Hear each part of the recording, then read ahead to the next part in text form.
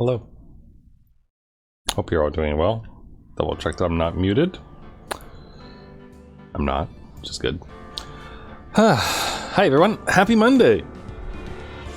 Another day, another week begins. Let me turn down the game slightly. So, we are...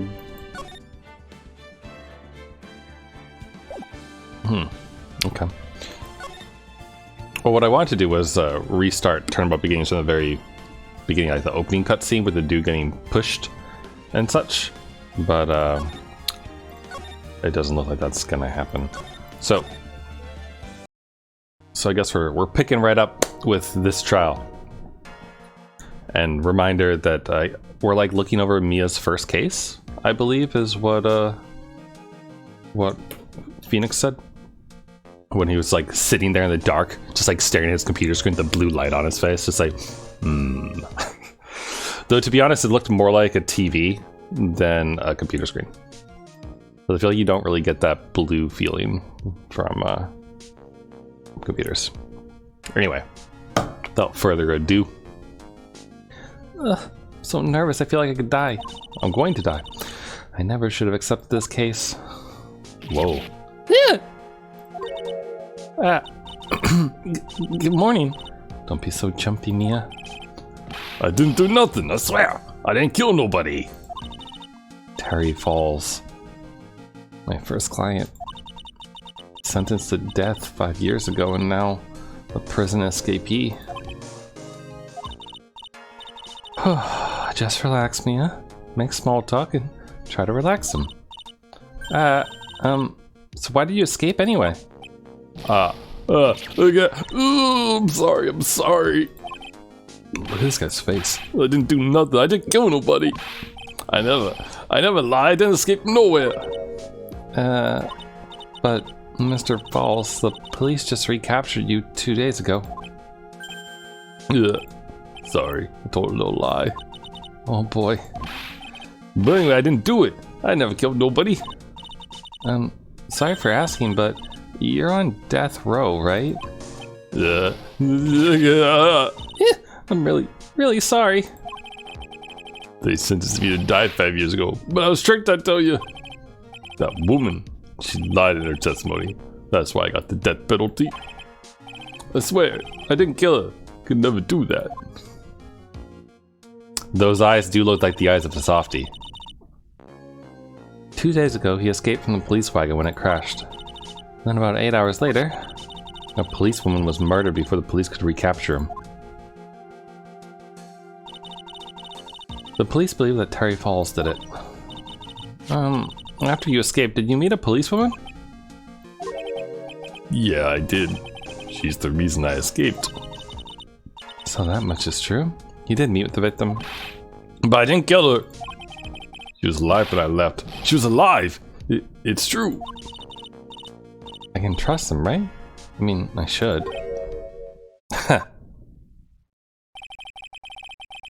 You're not gonna figure out the truth by just... Wait a minute. I think we know who this man is. You're not gonna figure out the truth by just staring at the guy. Why are you here? I came to see how our little kitten was doing all alone in the big scary lion's den. And I thought maybe you'd like someone to play with. Where's Mr. Grossberg? That old man is probably still in bed. I bet he's clutching an empty bottle and mumbling in his sleep. Aren't I good enough? After all, it's me, Diego Armando. I didn't say. So, Diego Armando, the finest attorney at Grossberg Law Offices, is here for me? No. You've got it all wrong. Today, you're the finest. After all, it took an amazing amount of guts to take this case. Imagine, an escaped death row convict for a first client. Yeah, thanks. I sure wish I could get out of it, though. Relax. I just heard some good news. The prosecutor for today is fresh out of his diapers as well. Really? However, unlike a certain somebody who I won't mention, he's earned the reputation as a genius since beginning his law career. Genius. Well, it's about time to head in, kitten. Sharpen those claws of yours. It's go time. A solitary confinement cell for the condemned must be the world's loneliest place. And that's what my client ran away from. Hi. Wait, it's not working again.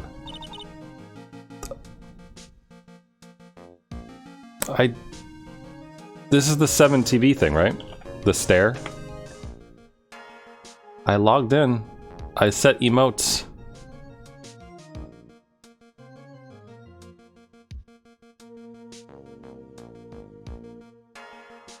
Look, they're there. Well, I mean, they're not there, but like, it's selected.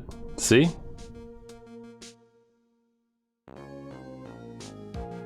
I don't understand.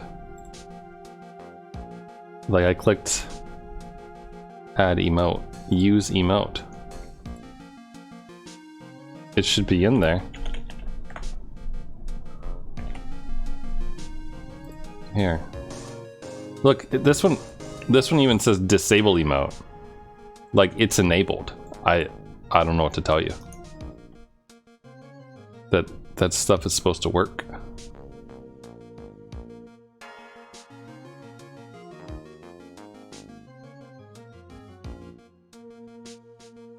It's really bizarre. Refresh cache. Alright, I've told OBS to refresh the Twitch chat bit, but if it doesn't work, then I don't understand why it doesn't. I don't know. That's really bizarre. Is there like an OBS plugin or something that one needs for this? Because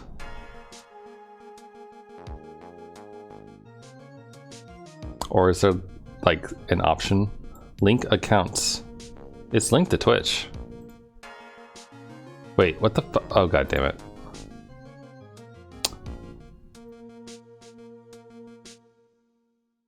Oh.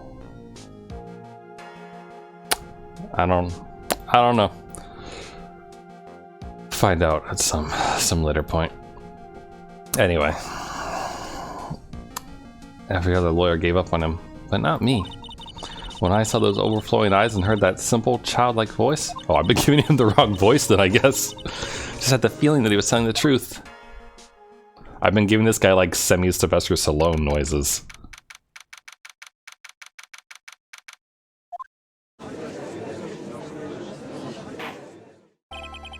Oh god, look at that beard! Court is now in session for the trial of Terry Falls. The defense is ready, Your Honor. The prosecution has been ready for a while, Your Honor. Look how young Miles looks. Look at this young man in his glory, in his coat that looks too big for him. I understand the lawyers for both sides are newcomers. Yes, Your Honor. I'm Mia Fey. Miles Edgeworth, Your Honor. So you're the new prosecutor everyone's talking about, eh? They say you joined the prosecutor's office at quite an early age. At 20, Your Honor. I guess our little kitten hasn't earned herself much of a reputation yet, huh? Look, Yin, look, it's Coffee Man, but without the mask, and he's a defense attorney. And his name is the same name as the guy from Ring Fit Adventure. Armando. Come on, Mia, you can't lose. Not to someone younger than you. Young people running a trial. I'm not too sure how I feel about that. Now then, the defendant in this case is currently a felon on death row. 2 days ago, he escaped from a police wagon. Is that correct? Precisely. But the defendant is not on trial for escaping prison. On the day that the defendant escaped, a policewoman was murdered. So we're here to determine if Mr. Falls was responsible for her death? You got it, kitten. Well then, Mr. Edgeworth, let's hear your opening statement. Yes, Your Honor. It was 5 years ago. The defendant, Terry Falls, was sentenced to death in this very court. His crimes were kidnapping, extortion, and murder. The girl he threw off the bridge was only 14 years old. A truly horrible crime. I remember it well. There was no decisive evidence, so the trial was long and protracted. Correct. But in the end, what finally decided the case was a certain witness's testimony. A witness testimony? Rikia! No, I'm kidding. It's just the punch perm. The testimony of Detective Valerie Hawthorne, the person who confronted this criminal. She arrested Mr. Falls at the scene and later testified against him. She said she witnessed Mr. Falls throw his young victim into the river. Maybe she just really liked diving? For those who are not aware, Eagle River is well known for its powerful current. Most bodies that fall in are never recovered. So Miss Hawthorne's testimony was the one that put him away. That policewoman you just mentioned, that wouldn't be exactly the victim. The same woman that was killed 2 days ago. Police Sergeant Valerie Hawthorne. Aha! I see.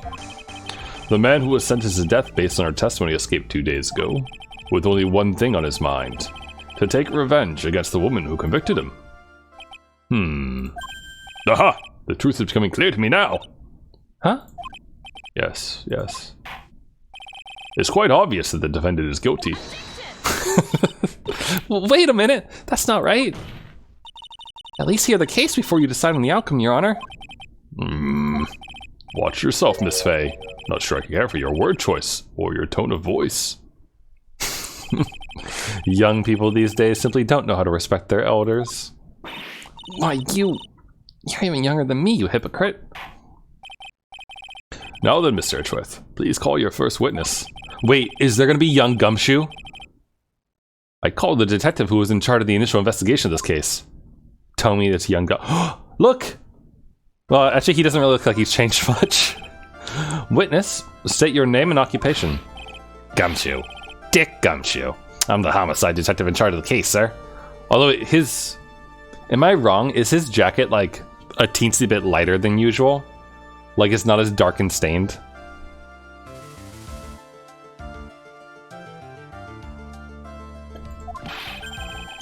I finally got promoted to the detective division half a year ago. I don't believe anyone asked you about that. Hey, ma'am, any idea how much work it takes? What is it? You're really gorgeous. Excuse me? No, seriously, my heart is aching for you.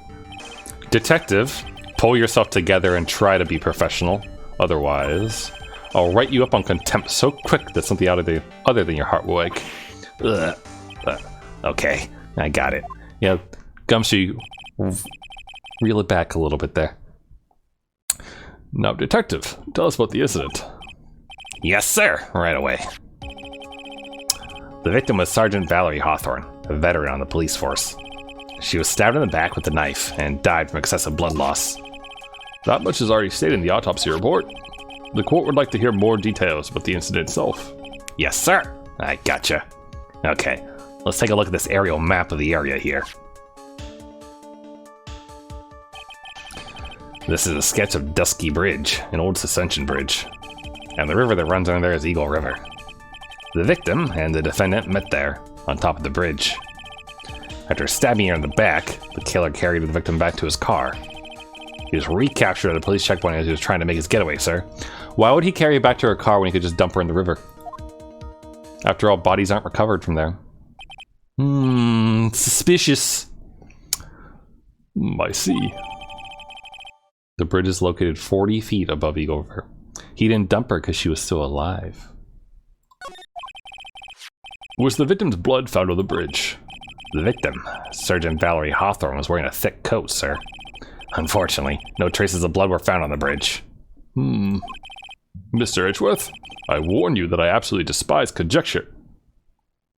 Says the dude who was ready to hand out a guilty case. If there was no blood on the bridge, then you have no proof that they even met there. Your Honor. If you had listened to the testimony we have prepared, I'm sure you'll be convinced. The two of them most certainly did meet on the bridge that day. Why, Miss Edgeworth, I'm not sure I like you wagging your finger at me as though I was some hoser. Detective, proceed with your testimony. Yes, sir. Here we go, Mia. Hang on. Okay now, listen carefully, kitten. One little mistake and this guy will drink you for morning tea. Trust me, and get ready. Oh, he drinks tea at this point in time. And then he goes to the dark side. Goes from tasty tea to black coffee. Becomes a prosecutor. Alright, let's save. On the day of the incident, an unknown person phoned the sergeant and asked to meet. Sergeant Hawthorne went to Dusky Bridge at the designated time and met with Mr. Falls. That's where she was brutally murdered, sir. The criminal stuffed her body into his car truck and tried to make a getaway. Mr. Falls was arrested at a police checkpoint we set up at the base of the mountain. Well, you certainly have established the importance of the bridge. Naturally. Now, would the defense please hurry up and proceed with the cross-examination? Yes, Your Honor. Cross-examination. Coming right up. Hey. Settle down there, kitten. If you keep trembling like that, you're gonna make me spill my coffee. I'm not trembling. It's cold in here. The courtroom can be a cold battlefield, all right. Especially for a beginner. I don't need you to worry about me. I mean, the defendant, the witnesses, everyone's a beginner in here. You got me there. But maybe you should keep your claws out and show them what you've got, kitten. It's okay, Mia. Stay calm. Just remember those court procedure videos you stayed up all last night watching.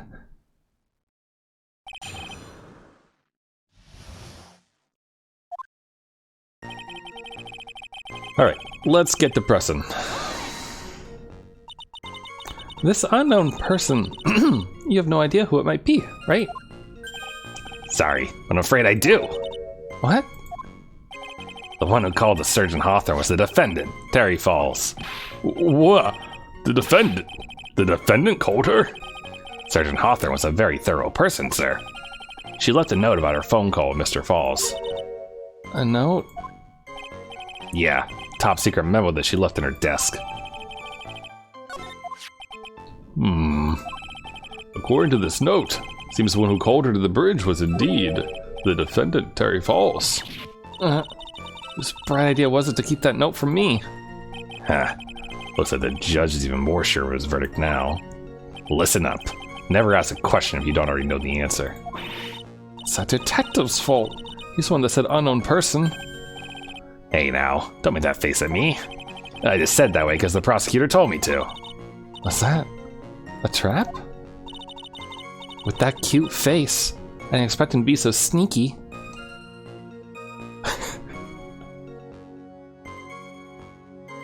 Mia, calm yourself.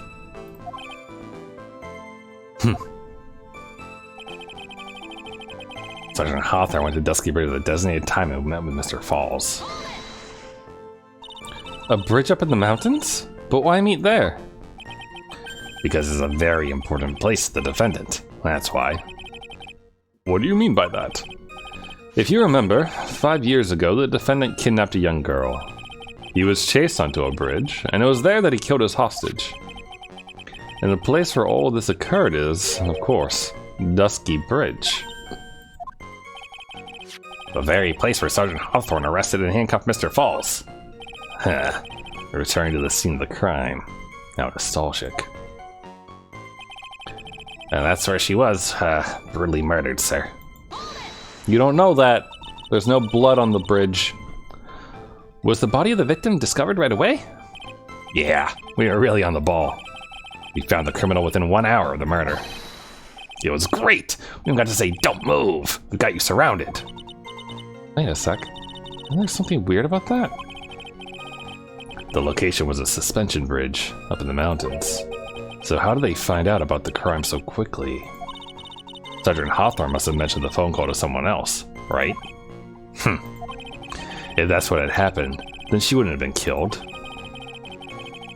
She never mentioned the phone call from Mr. Falls, but she left a note on her desk about it. If only I had noticed it earlier. Maybe she'd still be alive. Wonder why she didn't mention the phone call to anyone.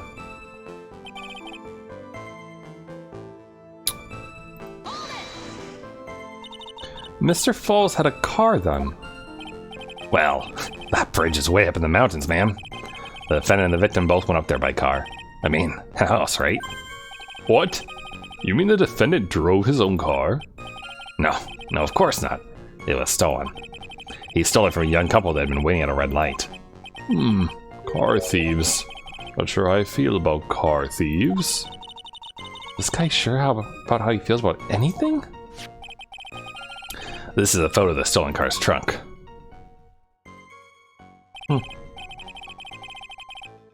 The lock is broken on the trunk. Naturally, that's the body of Valerie Hawthorne in there. Whoa! That doesn't look too comfortable. Victim. She was stabbed in the back, correct? Yeah. For some reason, men always seem to get stabbed in the back. We're talking about a woman here. You can't tell from this photo, but the knife was stuck in her back nice and firm. The condition of the body when it was discovered is very important information. Detective, was there anything strange or noteworthy in the trunk of the car? Here's a photo of the trunk, but I don't see any strange. Do you? Anyway. This shit being broken. Can I press on that? What did the defendant have to say about this photo? What he always says, ma'am. I didn't do it. I didn't do nothing. That's all he says. Nothing? I wouldn't say he did nothing. At the very least, we know he stole a car. That's what he always says, Your Honor. And then he always says... Sorry, I told a little lie. Or something like that. Well, in any case, seems he was caught and arrested. Precisely.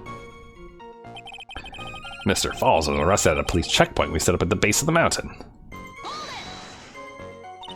No, he didn't do nothing at all. There was no Kriegasms. He doesn't do that. He's a pure and innocent criminal. He keeps his soap on a rope. That certainly is some impressive police work.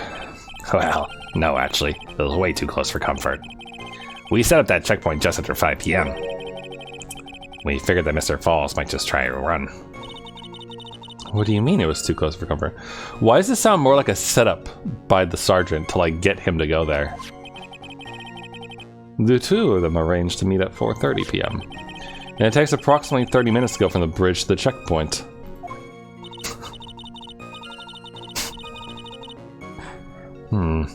That was kind of close. Any later, Mr. Falls could have slipped right by. Listen up, kitten.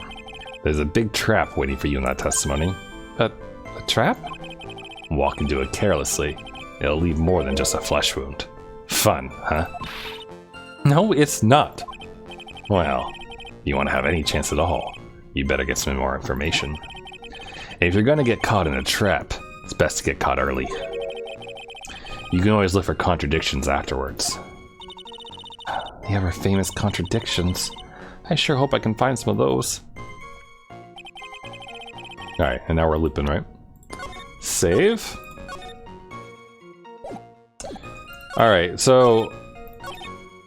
I think this bit is like... there's clearly something up with that. Also, I want to check out this note. 4:30 p.m. at that bridge, wear white scarf for identification. Talk to Dahlia. Tell her this time the whole truth must come out. Who is Dahlia?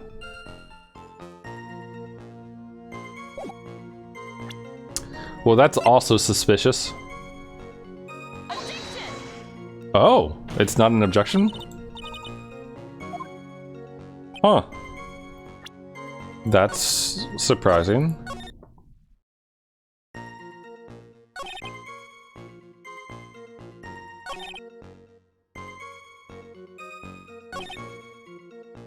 Actually, wait. The note. Does the note have the time on it? Autopsy died between 4 and 5. 4:30 at that bridge. Written at 1:21 p.m.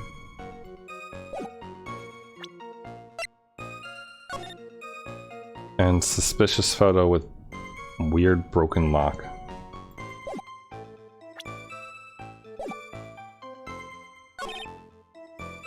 Maybe I can like repress on this? No, it's the same.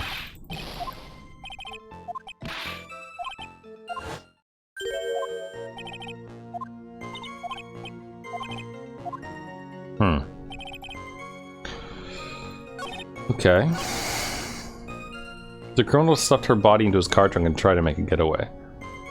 I don't think he could have.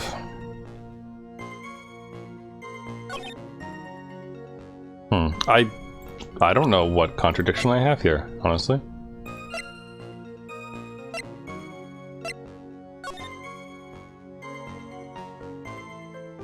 "5 yards. Huh.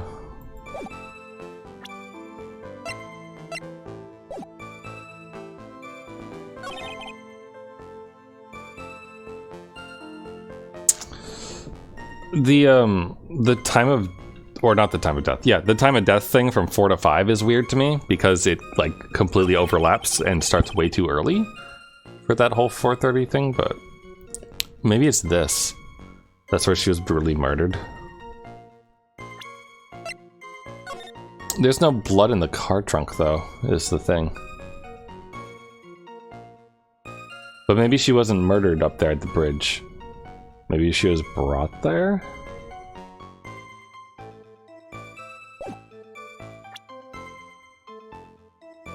But we don't really have a contradiction here for that.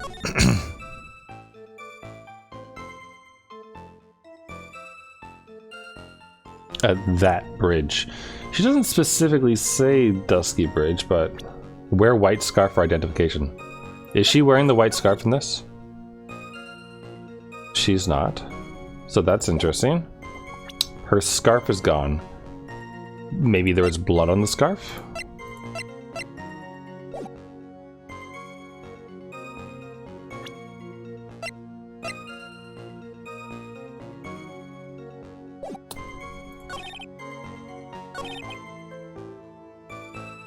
See, am I dumb? Like, this seems like the obvious, like, there's a contradiction here. I guess maybe I should present this because this is the white scarf. Yeah. Witness! Come on, Mia.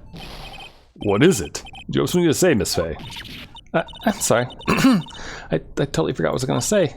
This is the first time I've ever had to actually dress someone like that. Ugh, you should have practiced before coming to court. Honestly, Miss Faye, not sure I like this. Say there, little kitten. Want a piece of my coffee candy?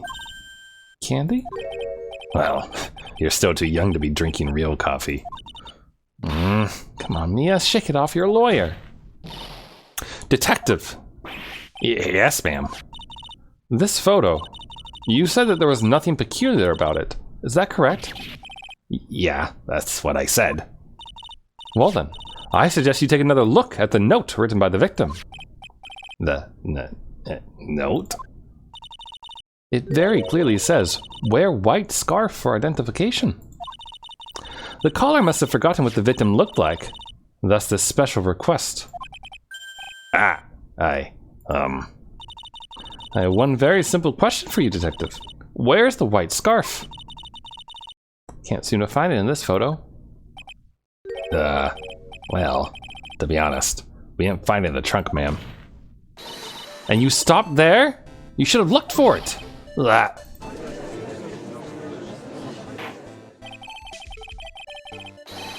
The caller told her to wear to identify herself, so I expect she did just that. Well, Mr. Edgeworth, what do you have to say about this? I see the defense is a little lacking. The scarf you were searching so desperately for. Is it this one, perchance? Where did you find that, sir? On Dusky Bridge. I was there first, and decided to conduct my own investigation. Why didn't you tell me? I made a decision to keep all pieces of evidence in my personal satchel. It's the safest place I know. That hotshot sure has a flair for the dramatic. It's not exactly white, as the caller requested, but as you can see, close enough for what it was intended for. Looks like I spent some time in the mud. Not surprising. It was drizzling on the mountain that day. Prosecutor Edgeworth. He's intentionally hiding that scarf the whole time. Isn't that illegal? Like, dude went to a crime scene and took evidence and didn't notify the police about it at all? Like, isn't that a little illegal there, Edgeworth?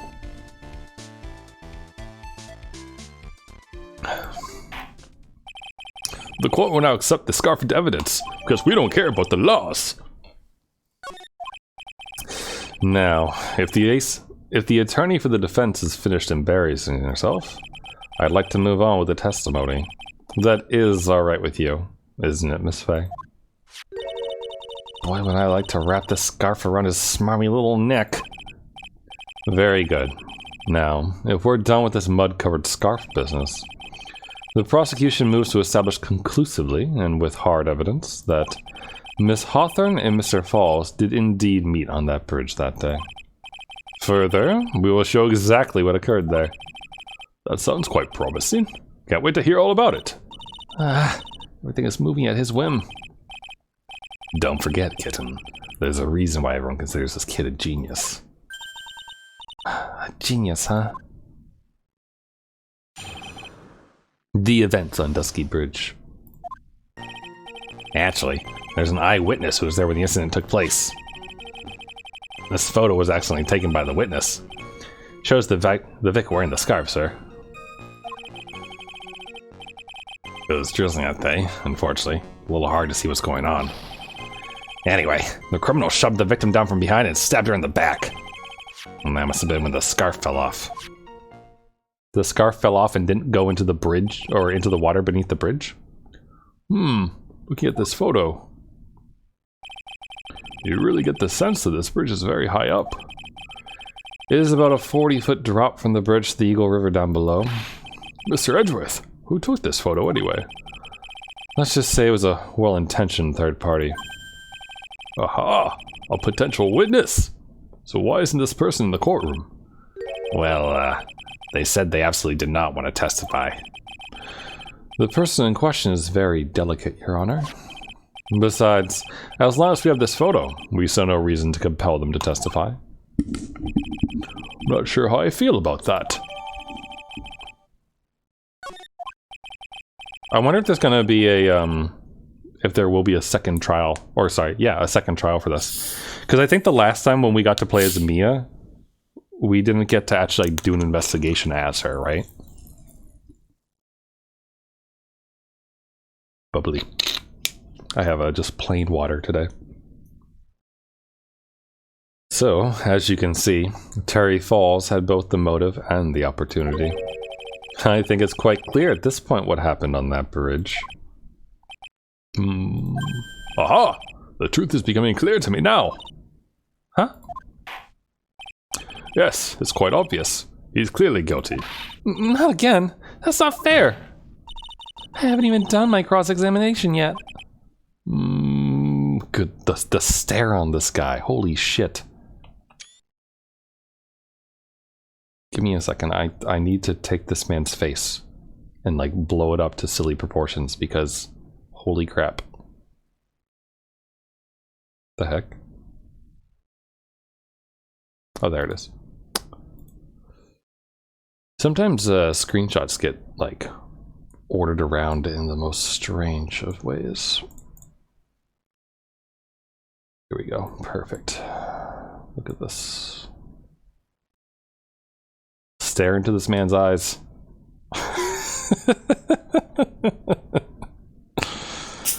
I'm just gonna let that sit there for a minute in the hopes that when I upload the VOD to YouTube that it gives me this as like an obvious option for like what to set as the thumbnail.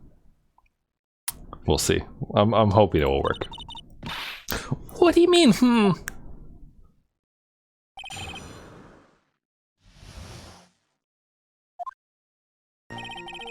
Actually, there's an eyewitness who was there when the incident took place. Who is this eyewitness? She's a college student. A female college student? That's right. meaning she's female and a college student, ma'am. She doesn't do well in front of other people, so I came to testify for her. Do you think it was Maggie Bird? Maybe so, but as the attorney for the defense, I have the right to cross-examine her.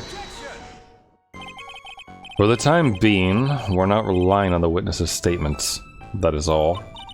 What is that supposed to mean? The prosecution has other, more decisive evidence. Our case doesn't rest on the vague testimony of a female college student. A female college student, eh? It means she's female and a college student, sir. Is this localized from them using, like, slang or something for a college student? Like, I know, like, Joshi Kosei is, like, you know, high school girl. Is there, like, Daigaku Joshi or something like that? Like, for a female college student? Like, I don't know why they're doing this. If you absolutely must hear her testimony, you have to give us a good reason why. Please tell us more about the decisive evidence in question.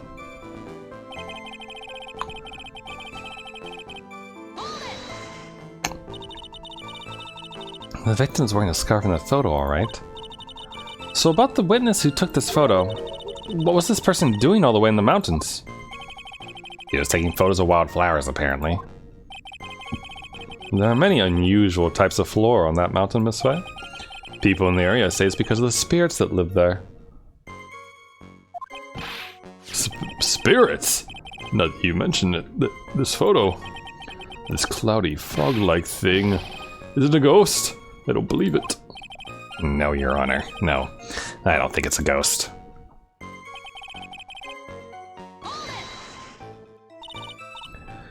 Drizzling, huh? That's right. There's a light rain coming down. The whole place was dreary. But not as dreary as the mood that's in this courtroom right now. Looks like a cold front just moved in. In any case, the point is that the area was quite damp. There was even some fog. I even slipped and fell while I was on the bridge. It was really something. Anyway, the criminal shoved the victim down from behind and stabbed her in the back. Is that part of the witness's testimony as well? Of course it is. He pushed the victim hard in the back and she fell down right on her stomach. I remember that happening once myself. It was really brutal. Brutal? That is not how you spell brutal. Brutal. Wait, isn't a brutal one of the Rabbids? Or like the characters from Super Mario Odyssey? Like, aren't those like the Brutal family? Or some like weird shit like that? You talking about seeing someone get pushed? Or were you the one getting pushed? Or does it mean that you pushed someone down like that once? With his mind-boggling tales and the way he said brutal, I wonder if he's Canadian. Oh, that's intentional. Huh. Save your nasty look for the right person. Huh? Take a look. Poor baby. The court record seems to have wet itself. Hey! Watch where you spill your coffee! The court record, huh? That must have been when the scarf fell off. Like, am I crazy? Brutal. Super Mario. It is. Brutals is the name of the family. Villainous anthropomorphic rabbits who double as wedding planners in Super Mario Odyssey.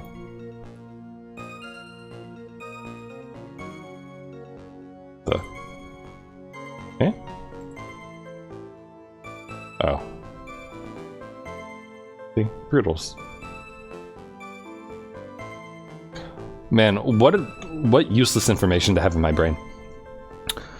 If that ever comes up on a trivia question, I suppose I'll have it, but still. So, in other words, there was a struggle between the criminal and the victim, huh? That's what the witness said. Well, it looks like she didn't remember about the scarf. But from what she said, it sounded like a pretty violent fight, ma'am. The area is wet from rain. The bridge is probably wet too. Which would explain why the scarf was all covered in mud, but there's something about this testimony that's still bothering me. Talk about a surprise. I had no idea there was a photo. So what do I do? You really still believe him? Mr. Crybaby, I mean? Of course I do!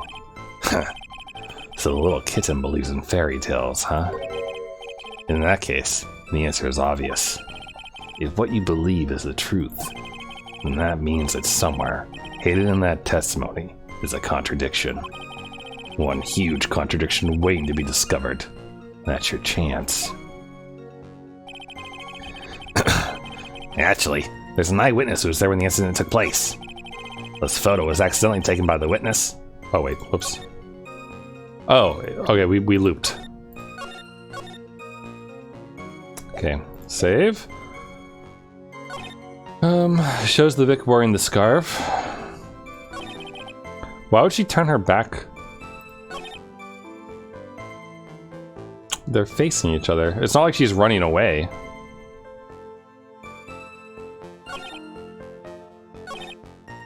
The criminal showed the victim down from behind and stabbed. From behind is false.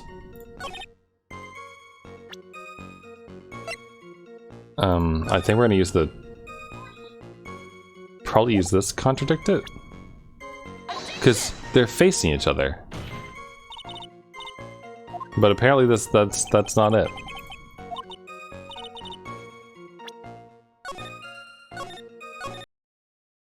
I mean, so like one of the things that stands out to me so far, right, is that according to this map, the bridge is broken on this side. So it's like, why would you go out on the bridge? Like, you're not running to escape anywhere. And then she's facing him. So like, it's not like she would turn around to run away either because the bridge was broken.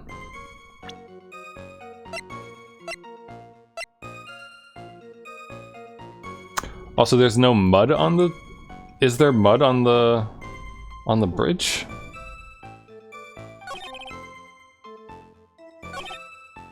The criminal shoved the victim down from behind and stabbed her in the back. That must have been when the scarf fell off. Did I already press on that? Yeah. She didn't remember the scarf.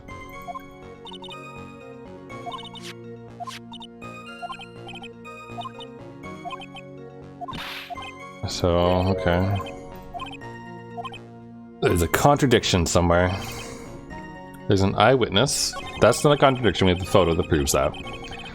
Photo was accidentally taken by the witness. It shows the Vic wearing the scarf. I can't imagine that this was really accidental. It was drizzling. It's a little hard to see what's going on. The criminal showed the victim down from behind. I still think that this is the thing that's wrong, but I don't have anything to show this. Although, I mean, it does say in the back, but still. White scarf, talk to Dahlia. No.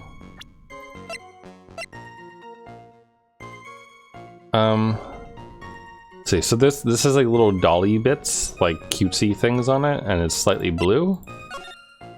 Yeah, it's a little far away, so it's hard to see, but it has the little... It has the dangly bits.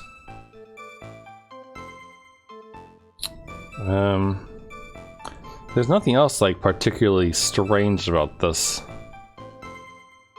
I guess.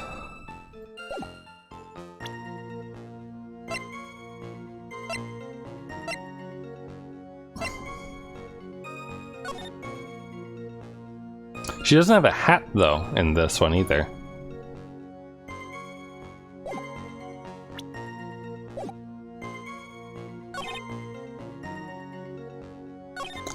Did I really press on everything? We asked who. Went over the whole college student thing.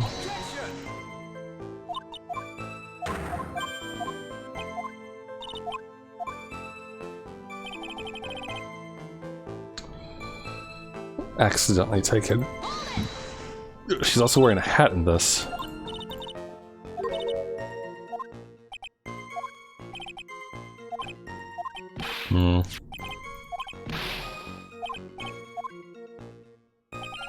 Bunch of nonsense. I almost want to present... I kind of want to see if, like, presenting this gets us to the truck? Or to the hat in the trunk? No? No. So not that. Hard to see what's going on. Drizzling? Light rain. Okay, yeah, the mood thing. We got that. And slipped and fell while I was on the bridge.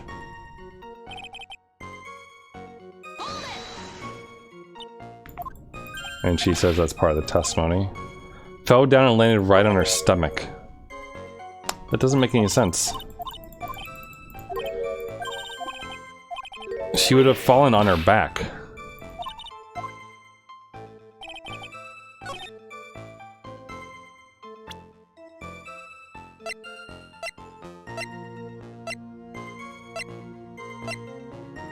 Also, if this scarf is wrapped around you... I guess with the way the mud is right there, it'd have to be falling forward, probably, maybe? Nope. This is also the part where Armando, like, hinted as well. Like, talking about the court record.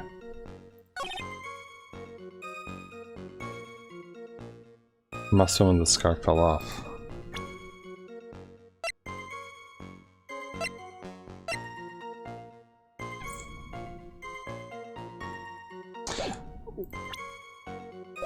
There's gotta be something I'm missing. There's no mud already on her here, right? No. So it's not like she fell down once. She's wearing shoes, he's not. You can't see the victim's face, or the defendant's face, technically. You also can't see her face very well.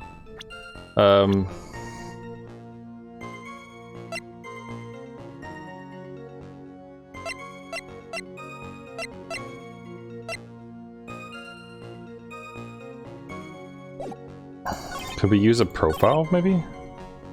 It shows the Vic wearing the scarf. But she doesn't wear a hat? Nope, not it.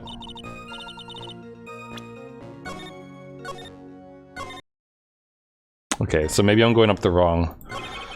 Maybe I'm going down the wrong path here, thinking the hat has something to do with it. I was thinking maybe the whole thing, well, it shows the Vic wearing the scarf would be a no, because, you know... Though, I mean, that it looks a lot like her, so... A bit smug. Yeah, no kidding. A little hard to see what's going on.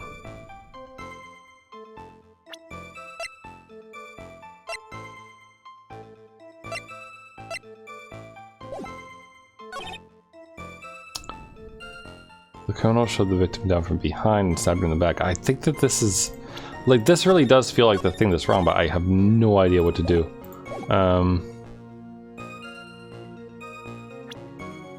The criminal shoved the victim down from behind and stabbed her in the back.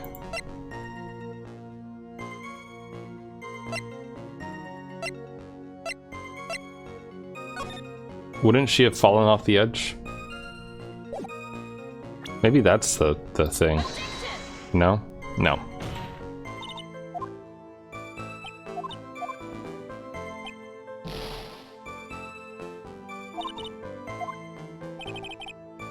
Shove the victim down from behind and stab her in the back.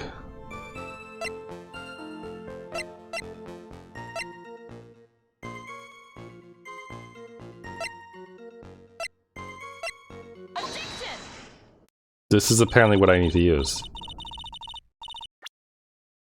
Okay, hold on. Let me try to understand that before she explains. I mean, I saw the first sentence there.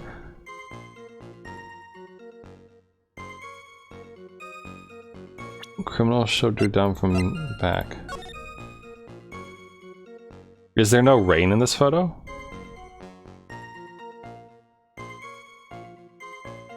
Is the issue that she's dry in this photo? So at the time of the crime, there's a light drizzle coming down, correct? Yeah, and fog too. Just a generally soggy atmosphere. Well, I have evidence that doesn't go with the soggy atmosphere. But this is a photo of the victim's body that was found in the car trunk. Considering the condition of the scene of the crime, something isn't right. Well, by all means, please enlighten us as to what isn't right. What is it about this photo of the trunk that doesn't fit with the conditions that day? I mean, it's not sopping wet. She's not wearing a hat.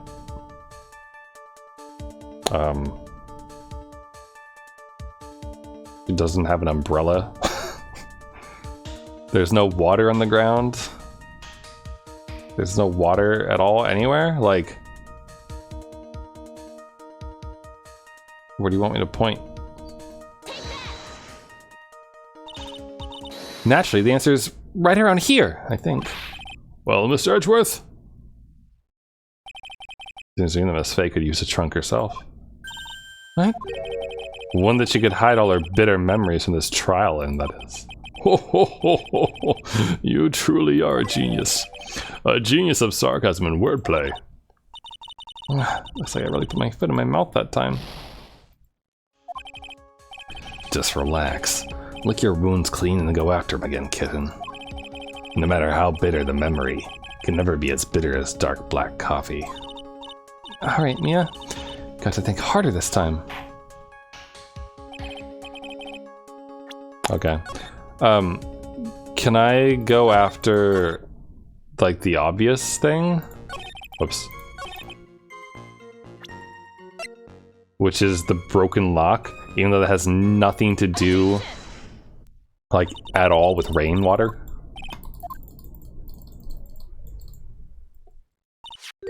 I do like Mia's smug face, though. That's a good one.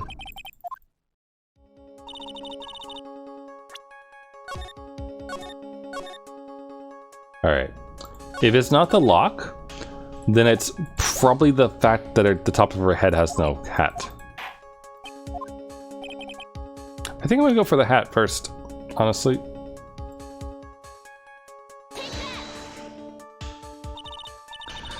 Naturally, the answer is right around here, I think.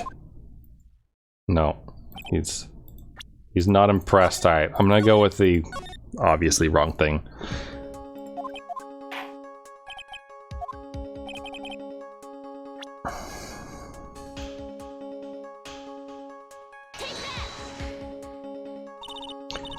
Actually, the answer is right around here, I think. So it's the ground? It's gotta be the ground. The fact that there's no, like, puddle. Right? See, I pointed over here when I first started because I was like, oh, well, there's no, like, water from her coat or anything on here.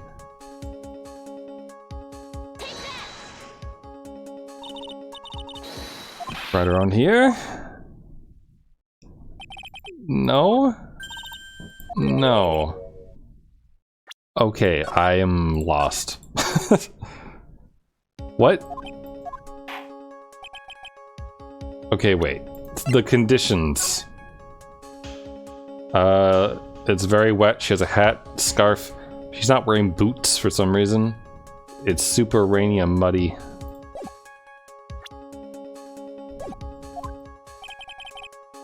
Is she wearing... You can't see if she's wearing shoes or not. I don't know, man. I pointed to the ground, and that wasn't it. I pointed to her non-existent hat.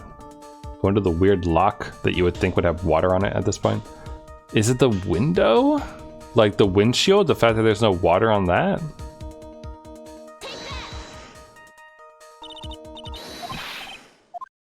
No.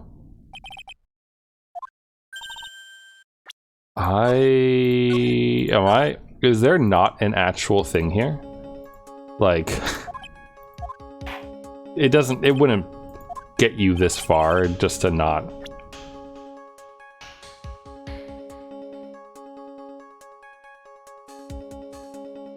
Her hair's not wet. I mean, the light, like, I'm looking at like glass stuff because you would think there'd be water on the glass, but there is not. No, he gives absolutely zero shits. Huh.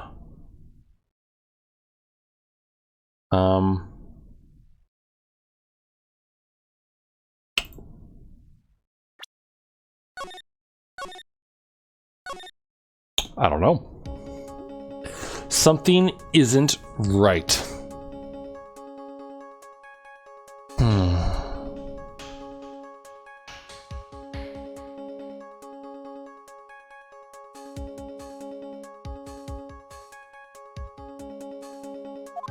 What am I missing here?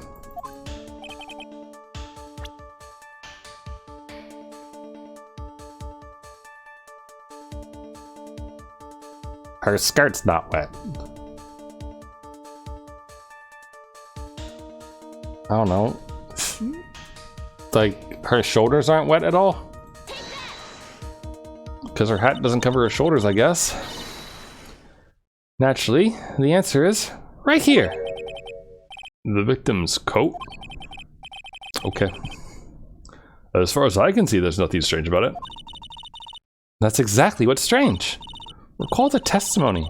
What were the conditions on the bridge that day? It was drizzling and foggy. The dusky bridge was all wet. If the victim really had fallen down on her stomach on top of the bridge, then the front of her coat should have been covered in mud. Blech. That's exactly right. The other day I fell on a muddy street and my gorgeous playoff beard was befouled. Playoff beard? Oh wait, that's the thing people do, right? Like they like let their like hair grow before playoffs or something for like football games. Or I guess in his case, hockey games. I do admit that the crime scene was quite wet that day. However, that doesn't mean that the top of the bridge itself was muddy. If Your Honor had fallen in the shower instead of on a muddy street, your glorious hockey beard, pride of the legal league, would be wet, but not muddy. Fortunately, I've yet to test that. Still, your point is well taken. Can you prove that the surface of the bridge was muddy that day? The surface of the bridge, huh? Heh. A real man wouldn't stand for a taunt like this. Neither would a real woman. And she's a real woman. Of course I can. Here's the evidence that proves the surface of the bridge was muddy. The only muddy piece of evidence we have. The evidence is this scarf. Ah. Should be obvious. If the scarf fell onto the bridge and got this muddy, it means that the bridge was obviously covered in mud. Ugh. No. I can't be outwitted by this novice bimbo. Wow, Edgeworth. Hey, same to you, buddy.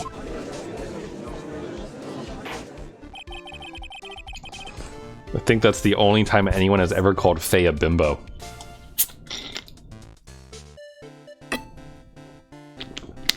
This Faye's assertion made perfect sense to me. I do admit that there appears to be a contradiction between the condition of the victim's coat and her scarf. However, the real question is, why is there a contradiction? Huh? For every contradiction, there exists an explanation. Let's look at what the explanation in this case may be, shall we? Alright. Not like he's really giving me a choice here. Hey, Tech Robo. How's it going? You're doing pretty well for a little kitten. Mr. Armando?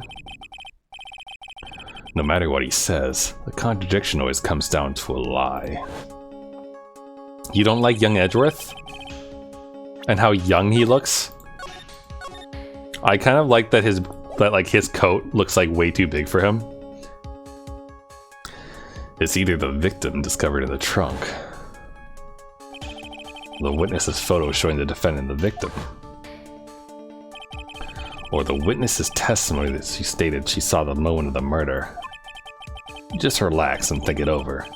pretty simple, isn't it? The false evidence. It's one of those three. He only looks weird in this upscaled version, you mean? What you just said now. Not sure I like that. Now you have me curious what his, like, young Edgeworth sprite looks like. Young Edgeworth sprites. Wow, that is the first autocomplete.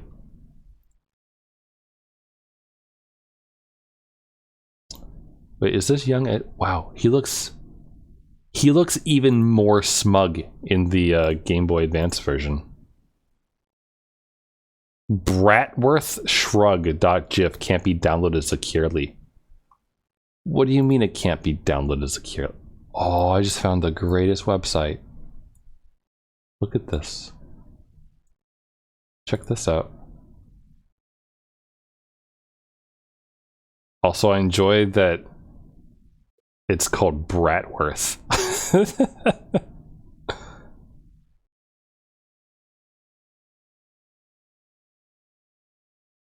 That's so good. Bratworth. His you can see, I think, a good amount maybe in this one, like the ones where he talks. Like his face is smaller. But I'm curious if like this courtrecords.net website has regular one. What is this courtrecords.net? Is this like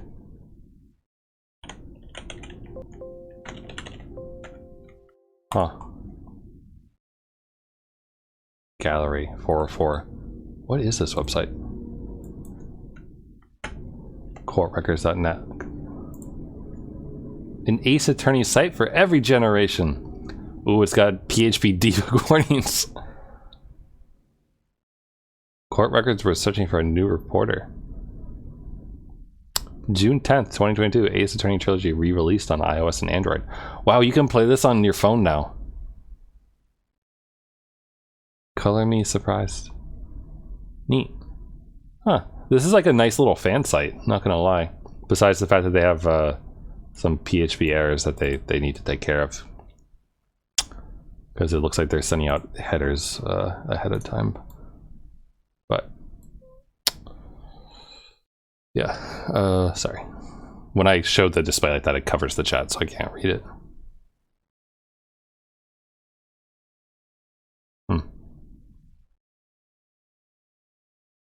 I do love how like how silly he looks. Let me get Bratworth smug. I want this image. So we can have him here in the bottom of the dialog box. I can't find any of the other ones though. Like I tried to manipulate the URL to go to like the gallery for audio or for characters and stuff like that, but doesn't work, it seems, unfortunately. Oh wait, hold on. I just found I just got it to work.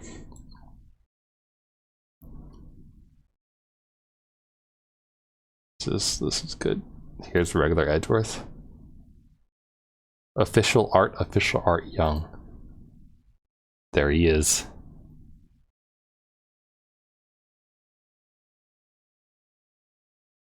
So wait, his suit changes to purple when he's older. That's weird because I thought he always wore red. Huh. In Miles' original design, he was going to be a 36-year-old veteran prosecutor.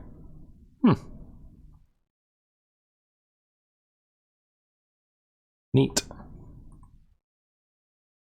Wait, where's my love? There she is. Viola Cadaverini. See, they call her creepy, but I think she's pretty. Oops, wrong thing. Anyway, let me get back to the game. That wasn't me, Your Honor. It was the coffee aficionado over here that said it.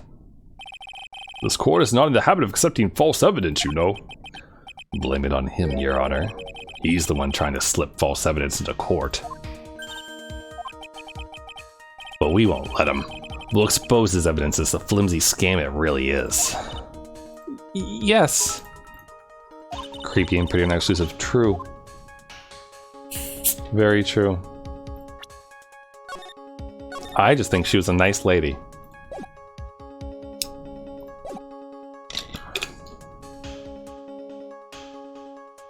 Like, she's the reason we won that entire case. Just saying. Alright, the false evidence in this case is... Well, not the body in the trunk. That's real enough. The witness's photo was probably staged, but that doesn't mean it's necessarily false. It might just show that, like, maybe it was someone else on that bridge and not that person. Maybe they're trying to cover something up. But I think in order to, like, keep advancing, we probably need to choose the witness testimony because we need to have them on the stage so that we can contradict them. It's a no-brainer. Obviously, as the witness is suspicious. During his earlier testimony, the detective pointed out a crucial fact. The criminal shoved the victim down from behind and stabbed her in the back. Now, is that testimony exactly what the witness claims to have seen? Yeah, that's what the witness told us. That testimony is filled with holes. After all, the victim's coat isn't dirty at all. That's true. Huh. It's not just true, it's the truth. If there was a truly decisive witness in this case, I'm certain that boy wonder over there would have called them in the first place. Your Honor, the defense requests to cross-examine the eyewitness. The testimony presented so far is not only vague, but contradictory as well. Well, Mr. Edgeworth, it appears that we'll need to hear from your mystery witness after all. You should brace yourself for the brutal truth. Your Honor, the prosecution has no intention of hiding the witness from the court. We are prepared to present our witness at any time. Very well. Please bring forth your witness at this time. What Mr. Edgeworth said kind of worries me. What does he mean by the brutal truth? I don't know. Why don't you use your Magatama to figure it out? Now, let's proceed with the testimony. Mr. Edgeworth, please go right ahead. Thank you, Your Honor. The prosecution summons the woman who saw the events that day with her very own eyes. Semnia, the battle begins here.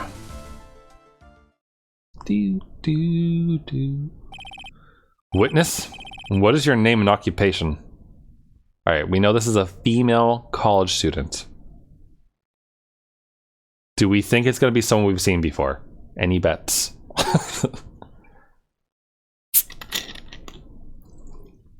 Wait a minute, they're taking photography. Do you think it's going to be our Southern Belle who takes pictures? Or was she in college when we talked to her in the first game? Oh, I don't remember actually, when she was on the lake. Really, did they say? Yeah, they said female college student, and Gumshoe kept emphasizing it like 50,000 times. Whoa, it's her! Oh no!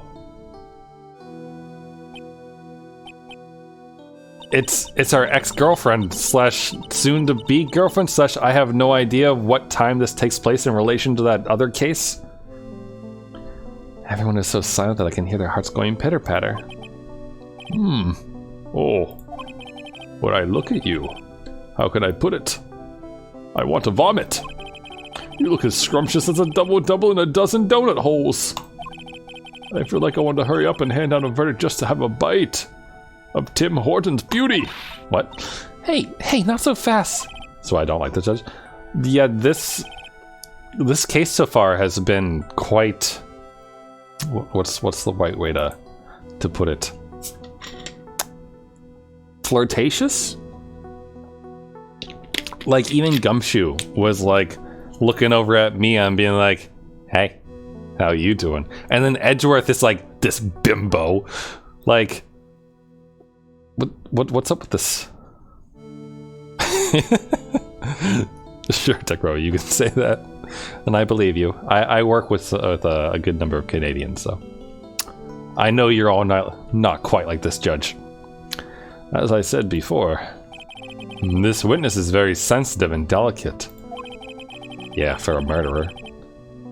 I would ask the court to please exercise care when addressing her. Bimbo was a mistranslation. What was the original Japanese? Was it just Garu? Or something like that? Yes, indeed. Thank you, Mr. Edgeworth. You are a true gentleman. Miss Fay, you could learn a lot from this man.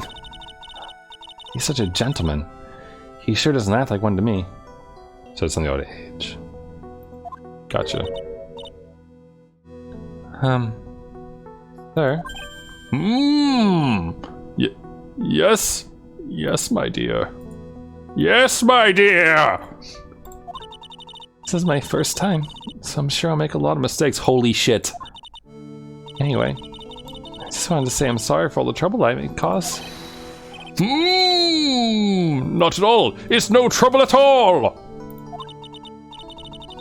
Now then, may we please have your name and occupation? My name is, Melissa Foster. I'm a college student, a freshman in the literature department. You were on the scene when the unfortunate event occurred, correct? And you were the one who took this photo? Is that accurate? How can you be so mean?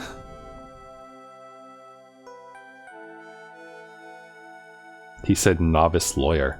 Huh. Weird translation for that.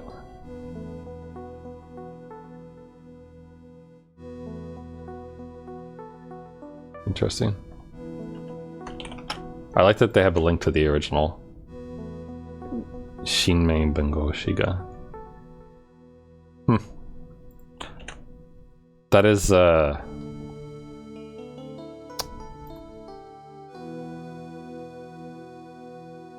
is some stretch right there on translation part. Oh, localizers, what is wrong with you? Now see here. What are you doing showing that in her face like that? Huh? But it's just a photograph. It's not like something dangerous. Next time I'll be forced to penalize you. Yeah, this... I feel like this game so far, Trials and Tribulations, has had like more memeage in its translation than the other two.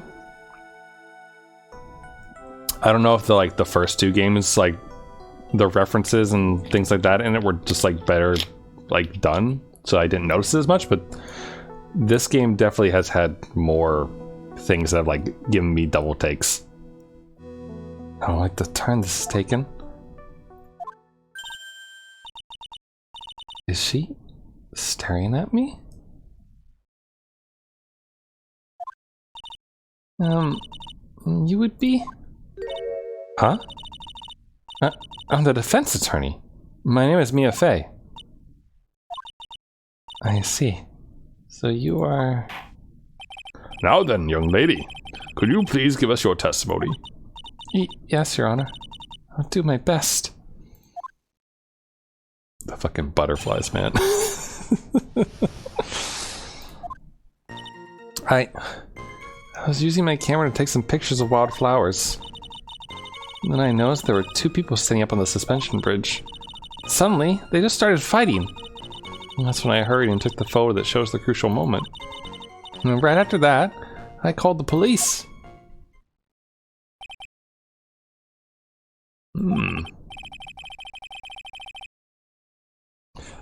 I feel like, considering how dated the game gets with some of the stuff, like and some of the references and those things, that if they had like updated the translation to like replace their old memes with new ones and like fix anything else that were issues, that would have probably been nice.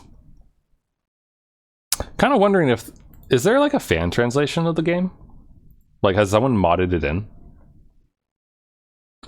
By the way, where were you standing when the incident occurred? I believe the map would be of help here. She would have had to be standing right... Here or here? Where was she standing? I was standing right over here. She was standing there. Standing in a beautiful field surrounded by tall clouds. Does she really have a line of sight? I guess she does.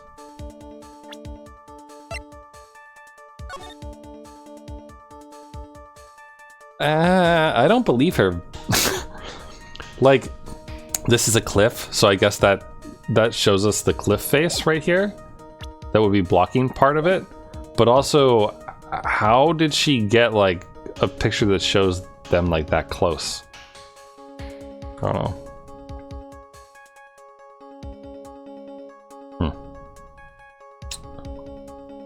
I'm now curious.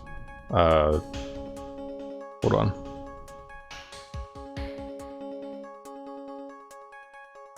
Phoenix Wright Ace Attorney discussion board. Mods? Let's see, there's mods to replace music, apparently. Are there translation mods of the game? Oh, this is for Brazilian. This is someone... Oh, apparently there is a, like, Spanish translation. That some fans made. Better Call Saul mod. What? Interesting. Huh.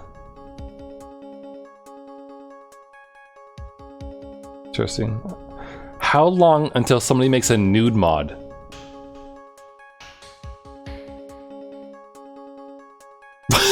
Like, all I can say is this.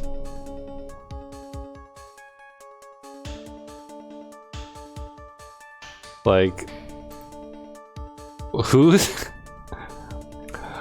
masturbating while they solve cases? That's the question that comes to my mind. Like, who's like, I need to see this Bara judge just full on need to see it. Because I hope that if there is such a thing, a Rule 34 mod of this game that just makes people naked, you better believe that all the judges should be naked too. So you took the photo from that location, eh? I brought the camera I was using at the time, just like Mr. Edgeworth asked me to. Oh ho ho, what a cute camera.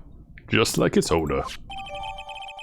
Melissa Foster took the witness's photo with this small but powerful model.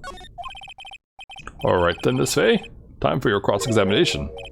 But I warn you, make the witness cry again and you'll feel the wrath of my gavel. I kind of wish he had a hockey stick instead of a gavel. Not just because it would be like the most ridiculous Canadian thing, but because he's made reference to like hockey like twice now. So, alright, let's press a bit. You were taking pictures of flowers in the rain? Did you say wildflowers? Yes, the mountain is famous for its beautiful spring wildflowers. But it's only February. Well, I couldn't wait for spring to come. Ho ho, I know just how you feel. Just like when I first started growing this glorious beard of mine. I just couldn't wait, so I wore a dyed blonde Santa beard until mine grew in properly. Would you mind if we got back to the facts of the case, Your Honor? I noticed there are two people standing up on the suspension bridge. Up on the suspension bridge? Isn't she at eye level with that? Was there anything strange about the two of them? I'm a bad girl. I know I am. It looked like they were having a really serious conversation up there. So I decided to watch them, like some kind of peeping Tom. No, not at all. Everyone is like that. I love watching other people fight too. In fact, I can't get enough of it. When the hockey field players come out and hit each other with their sticks and there's blood on the ice. My God! That's why I took this job in the first place. Too much info, Your Honor. In any case, it's perfectly natural for you to have kept watching them. Especially dressed as they were. Anyway, I was watching them very closely. Suddenly, they just started fighting. Do you have any idea what they're fighting about? A boot? Eh? No, I have no idea. Why do you ask that? Oh, I just thought that maybe you overheard what they said.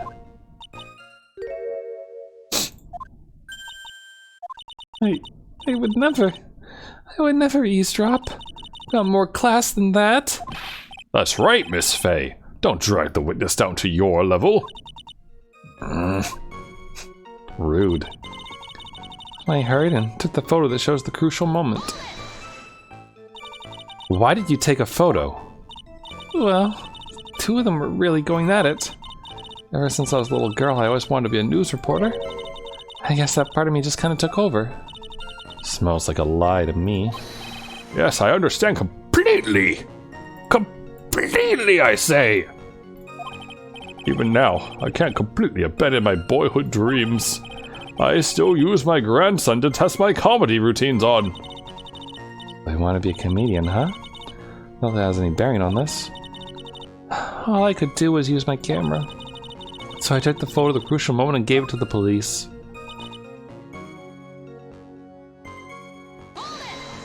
Does she have a cell phone? You called the police? Yes, because it looked to me like the murderer was going to try to escape. We were already moving before the call even came in. Thanks to the victim's note, we had already started our operation. That was certainly tough luck for the criminal, eh? Well, that's good that he says that, because otherwise I was going to be extremely suspicious about the time between when she, like, took the picture, went down the mountain, but I think Gumshoe said it takes a half hour to do. Or to go up the mountain, it takes a half hour, but probably, we can estimate it's probably roughly the same down. To go, like, find a phone to call the police, and then, like, somehow the police arrive in time. If Terry Falls isn't the criminal, then there must be something strange in that girl's testimony. Be careful, kitten.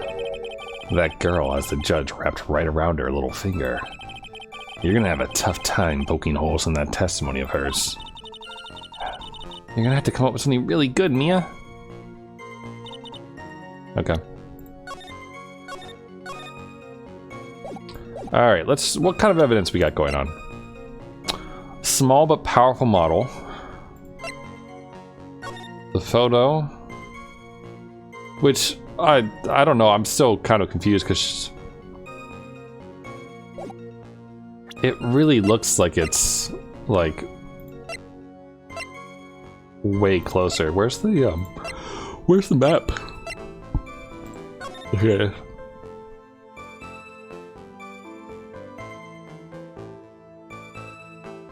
$5 yards, huh? So she's 15 yards away, roughly speaking. And she got a picture that good with that camera? With like that much zoom?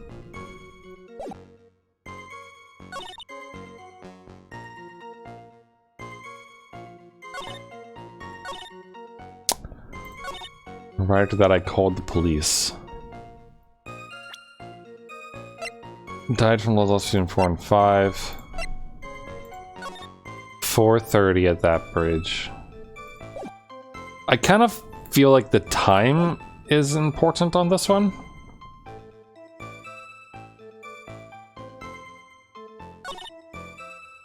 Them acting on their own might make that not matter, though. And then they just started fighting part, because we know that... Let's try this. Nope, apparently not. I was gonna say, like, maybe the coat being clean could be used again. But apparently not.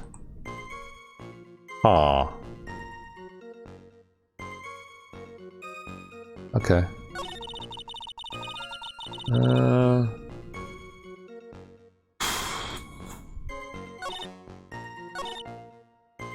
Green took the photo. Well, they're not... Oh, wait. She says they're fighting, and then she took the picture. But they're not fighting in the photo. They're just talking to each other standing there.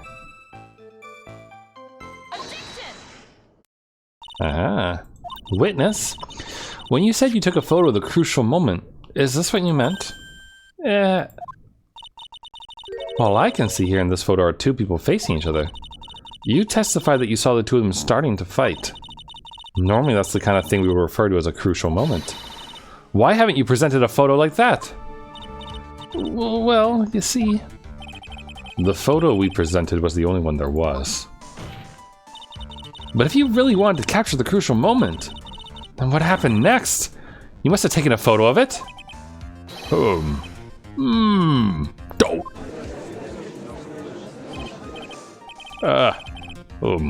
My apologies, young lady. But Miss Faye's assertion is not without a certain amount of merit.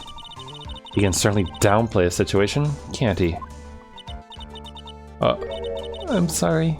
I'm a very bad girl. I used it all up. The film, I mean. You ran out of film? This photo was the last one. What? Unfortunately, that is the truth. I personally examined all the photographs she took that day. All the other photos are of the witness herself, playing among the wildflowers. The witness herself? Then who took the photos? Well, see, my camera has a timer feature built into it. It has a timer. She set up the camera, put it on a timer, went to the bridge, stood there, took a picture. After the victim had already died, maybe. So you took photos of yourself? I remember taking some photos of myself once too. Naked photos. Please, no details.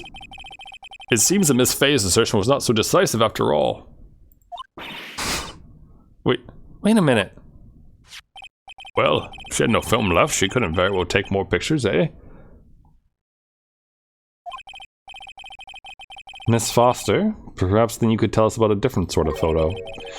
Photos of the incident that you took with your very own eyes. The photos with the flowers were obviously for her Only Flowers page. Mr. Edgeworth, you're quite the poet. Very well then. Let's get back to the cross-examination. Let's hear your thoughts on the fight that you witnessed. Yes, Mr. Judge. Boy, this guy is really a sucker for sweet talk. Heh. It looks like the other kitten in the room is the one that's getting all the attention. Yeah, it's sickening. I was using my camera to take some pictures of wildflowers. Wait, so she just revised her testimony?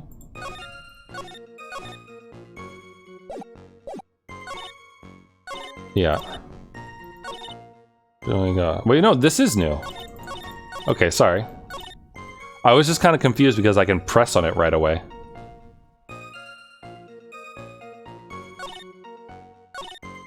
They started fighting. The victim turned around and tried... How old is she? Melissa? 19. So she has her Only Flowers page.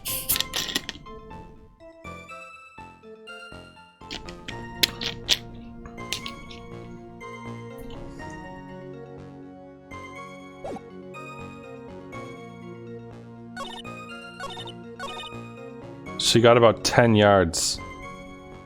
Wait a minute. 10 yards? Oh. 1, 2, 3. If she got 10 yards, she would have fallen off the bridge. No problem, Tech Robo. She is legal. The man likes sweet things. And he hasn't had his donut for the day, it seems, so. He's looking for something else to eat tonight. Okay, let's press her on this. The victim. Why do you think she tried to run away? With her police training, she certainly knew better than to turn her back on a criminal. This was a large, powerful man with a knife. He doesn't have a knife in that photo. If it had been a quaggy woman like you, I'm sure she would have acted differently. Well, I thought that the judge mentioned donuts. earlier, didn't he? Like he said like double donut or something like that? Or double something donut? Quacky? Why you? If it had been me, I probably would have jumped into the river. So something wrong with his testimony. The knife's in his hat. Yeah, is that where it is? He's holding a ball and chain. He clearly can't like run after anyone. Timbits? Yeah. Tim Hortons, but different. It's this part that I don't really believe. Like that's not true. So you're saying Sergeant Hawthorne wasn't able to get away from him? That's a narrow bridge, and it's swaying back and forth. If you ask me, both of them were in danger of falling off. Well, I wish I could have done something to help her. That seems to make sense. I wonder about that. Something seems kind of off. Heh. Does it now? You have a good sixth sense. When you feel that something's off, that's when you need to figure out why. If Terry Falls isn't the criminal, then there must be something strange in that girl's testimony. Be careful, kitten. He says Koneko in the Japanese version, doesn't he? Like Koneko-chan, probably. Be careful, kitten. That girl has a judge wrapped around her little finger. You're gonna have a tough time poking holes in that testimony of hers. Tim Beebs bits.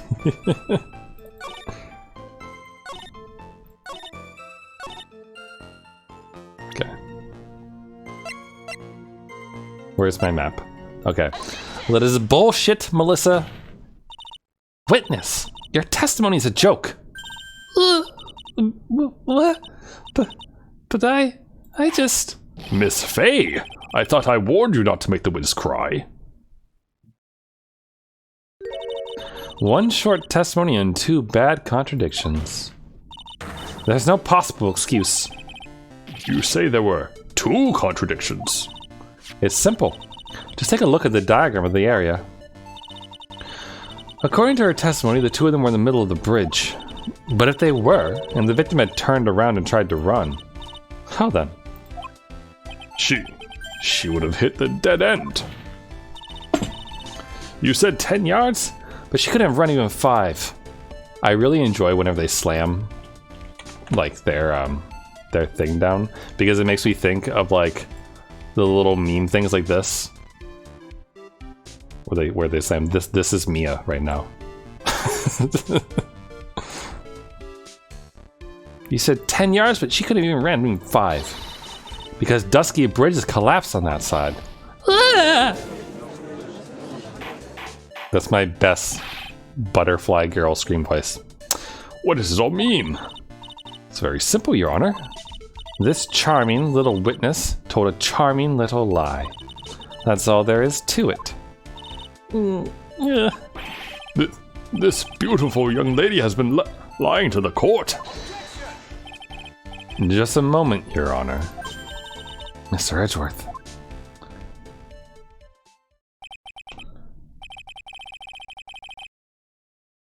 Your Honor, allow me to apologize personally.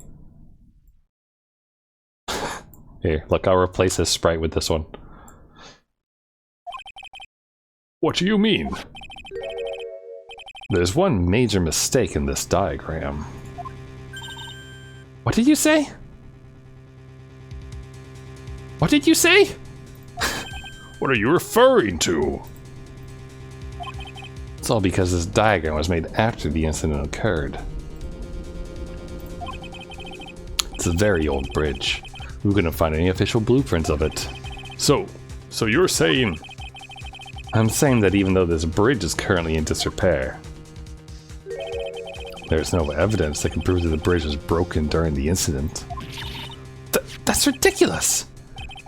You can't actually tell the condition of the bridge from this photo. I apologize to the court for not being more clear when I presented the evidence. Ha, that guy is good. Huh? What do you mean? He planned it from the beginning. He's a genius, alright. That diagram on the bridge was his insurance policy. What? A coward. I learned the Japanese word for coward today, actually.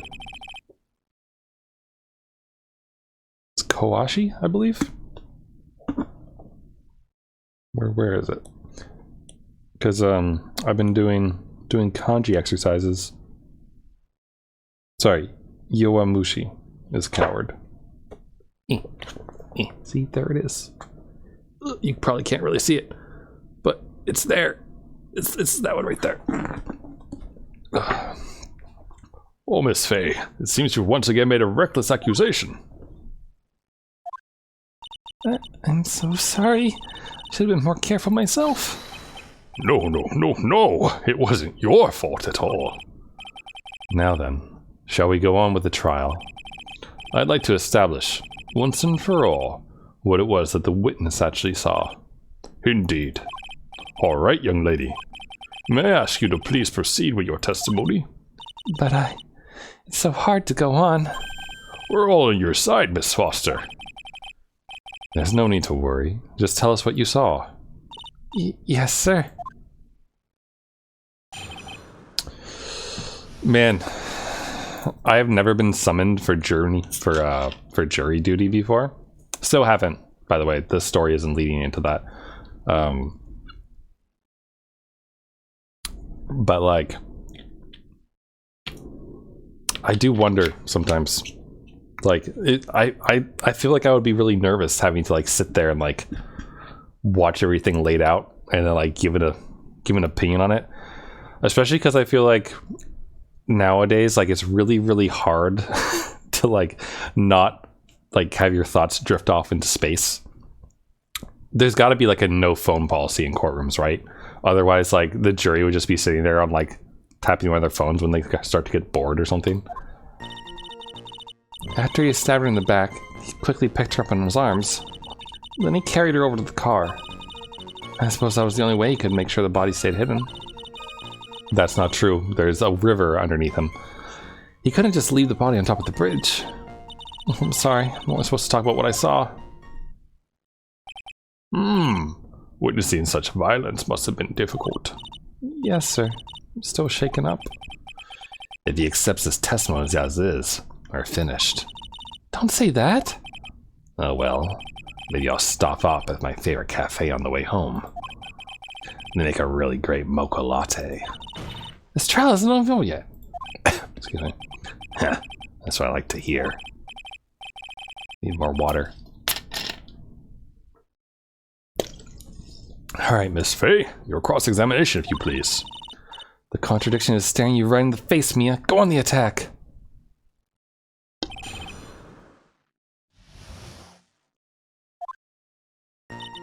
This is a random question that just came to mind. Is this the same sprite that we had when it was like young Mia before? Because I'm still wondering at like what point in her career did she start just like wearing her shirt like this? Because she's not doing it here still, and she didn't do it in that case where she got Phoenix off. So I'm wondering when like Mia became like the ultra confident like boom lawyer that we know her as. Because I assume that's when she started doing that. Are you sure that the victim didn't fall down on the bridge? Actually, maybe she did fall. Of course she didn't fall down on the bridge. If she had fallen down, this photo wouldn't make any sense. If that was the case, her coat would have been all muddy. If you don't mind, I was asking the witness.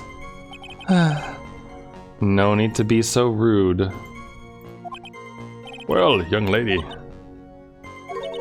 Of course she didn't fall down. Been led to saying this. The man in the prison uniform grabbed her before she could. We're one step too slow. And then, what did the defendant do after that? You personally witnessed this? No, there's a rock wall between you two. Did anything strange happen when he did that? Well, I don't know if you'd call it strange or not.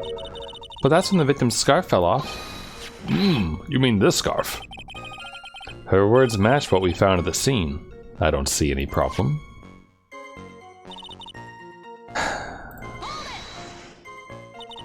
You mean the defendant carried the body all by himself? Yes. Considering the size of the defendant, I don't think it would be difficult. Yes, but let's remember they were on a narrow bridge that was ready to collapse. Is it even possible for him to have carried a dead body on a bridge like that? Well, the fact of the matter is that he did! That kind of talk is just silly. Wow, why do you get so emotional all of a sudden? Miss Faye, if you think there's some other possibility, please share it with the rest of us.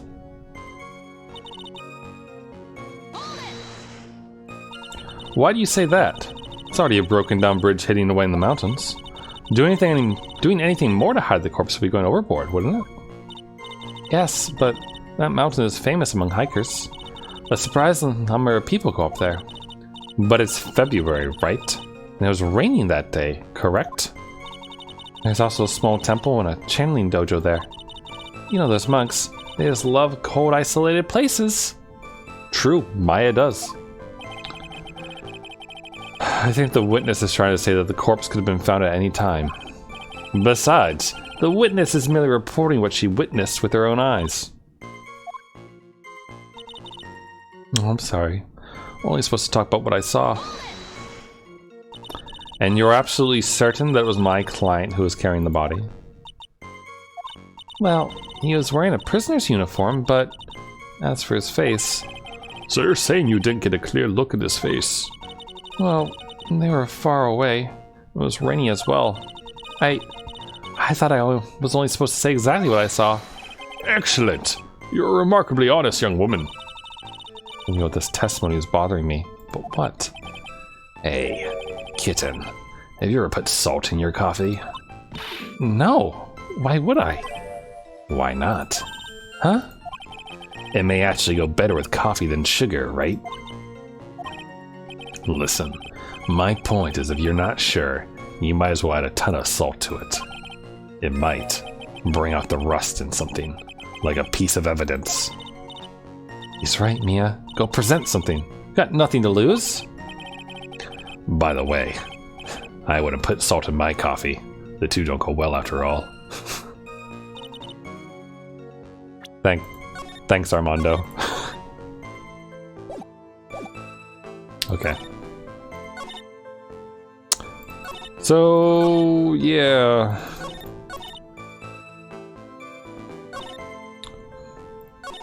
So, I kind of want to present the trunk on this, maybe?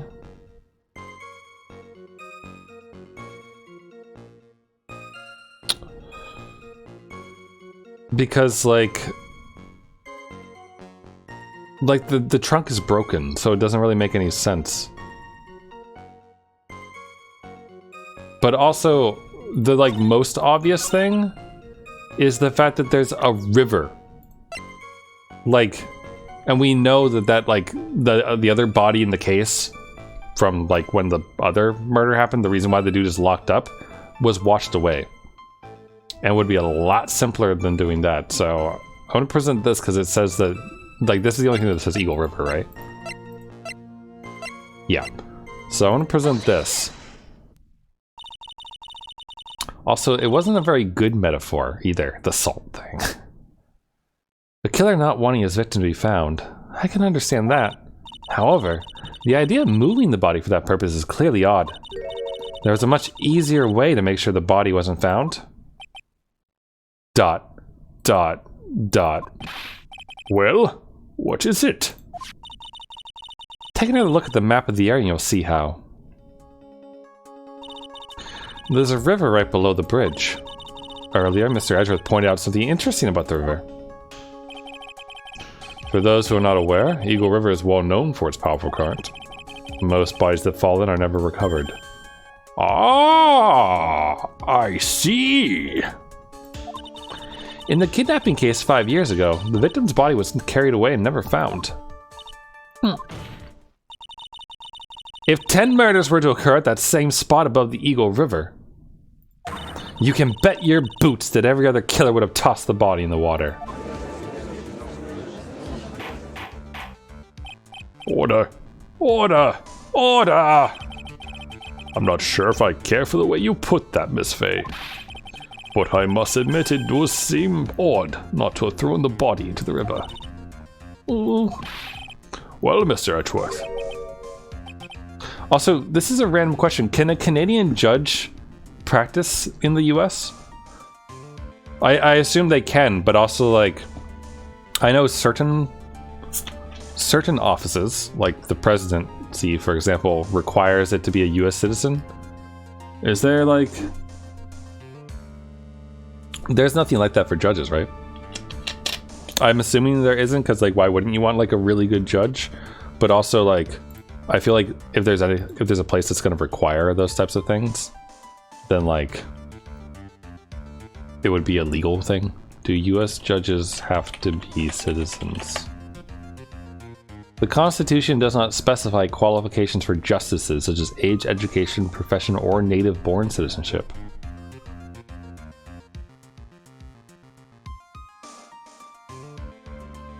Interesting. Oh god, that's a bright page. Current appropriations law prohibits the use of appropriated funds to pay the compensation of an employee of the U.S. federal government where the duty location is in the continental U.S. unless such person is a citizen. Person who owes allegiance to the U.S. Person admitted as a refugee or granted asylum who has filed a declaration of intention to become a lawful permanent resident and then a citizen when eligible, or lawful permanent resident who is seeking citizenship as outlined. You have to be a citizen, actually, or have to be like seeking it in some way.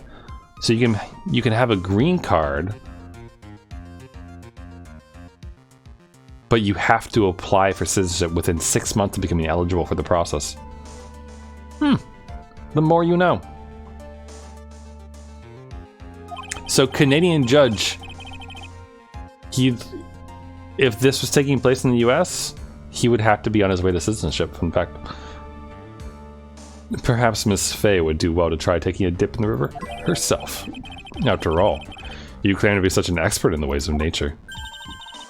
What are you talking about? My point is that no matter how odd you may find the killer's method of body disposal, the fact is that this is what the killer did. None of your arguments have anything to do with what the witness saw. Quite true. Miss Fay, it seems that your assertion is without merit after all. But what the witness claims to have seen is totally ridiculous! Surely you can't deny that the body was found in the trunk of the car. That certainly consistent with what the witness has told us. Please, witness, go on with your testimony. I'll try. All you have to do is tell us only what you saw. Otherwise, the mean lady might yell at you again. Who is he talking about? Alright, I'll do my best. I haven't saved in a while. Ooh, we're getting the good music.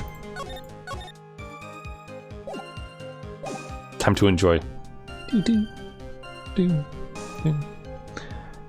After he stabbed her in the back, he quickly picked her up in his arms. Then he carried her over to the car. The killer broke into the trunk of the stolen car and hid the body there. Oh, okay, so that's why it's broken. He couldn't just leave the body on top of the bridge. Okay, so this is new. Let's press on it. What did the man do then? Well, naturally he got in the car and was about to flee. That's when I came to my senses. I said to myself, you had to call the police. And so that's when you called the police. You're sure that you saw that with your own eyes? Yes, I'm 100% certain. No. I don't... So the thing that doesn't add up here is the fact that, like, the trunk is broken. So if he tried to drive away, the trunk is broken. It would be open. So that's a little odd. So, crime photo. Your Honor, that statement contradicts this evidence. Wait, really? Really?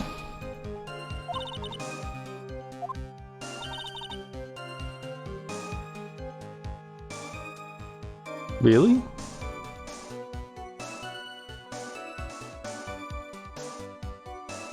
Okay.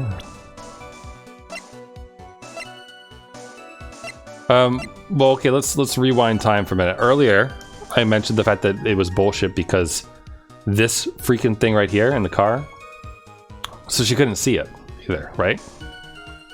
So if it's not the fact that the trunk was broken, it's the fact that she's supposed to be saying things that she could see, which she cannot.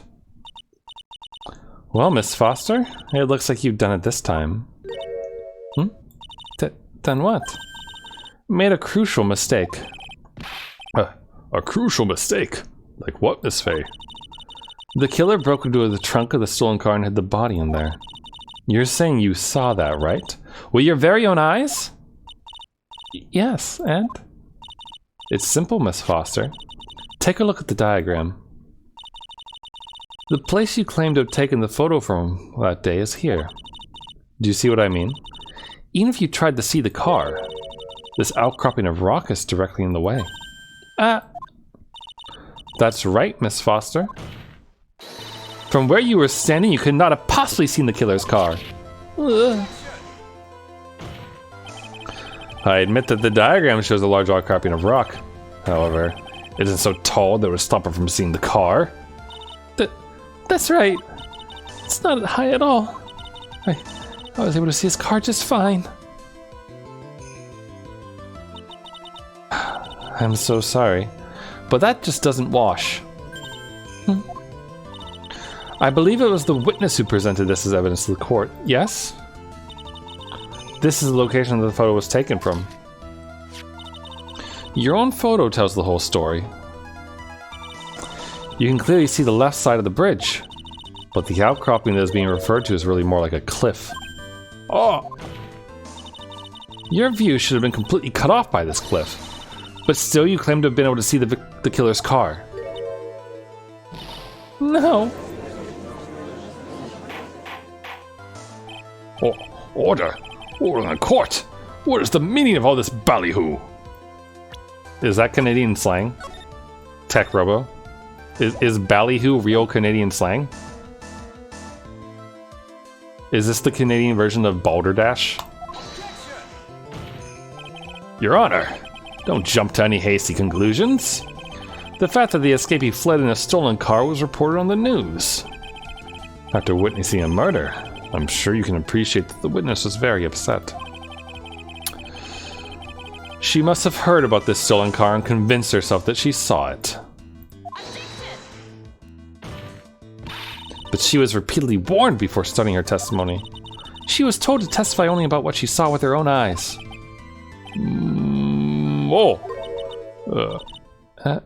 Mr. Judge? What is it? I think I must have remembered things wrong. Hey, wait a minute. You can't just say that. Miss Faye, no one on the face of the planet is perfect. Yes, indeed. Quite true. You know what they say. To err is human, to forgive divine, to play hockey Canadian.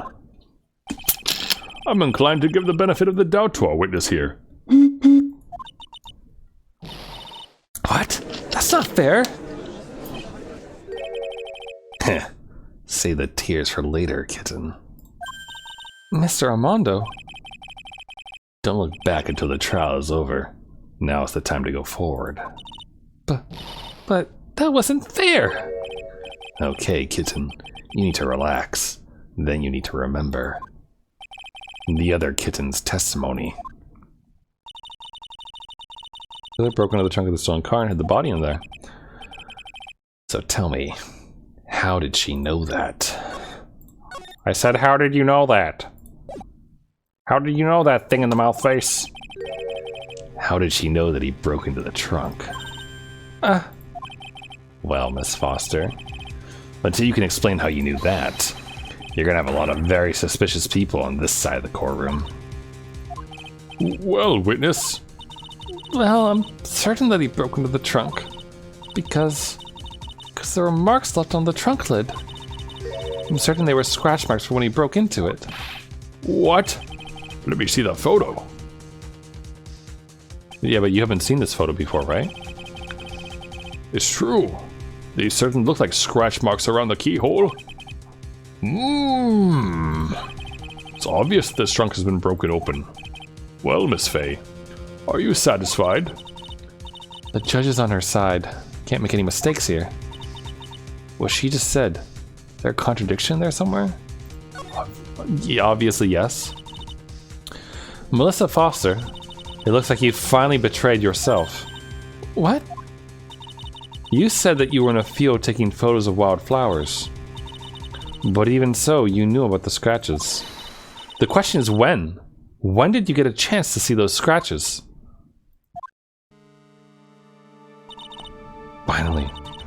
Finally got her. Huh. I'm getting pretty tired of waiting over here. Then perhaps it would be faster if Miss Fay explained herself. Your Honor, there's only one possible explanation.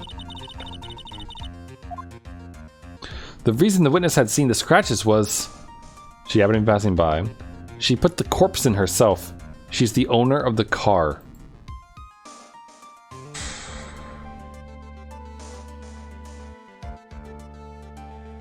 Are we about to accuse this girl of murder?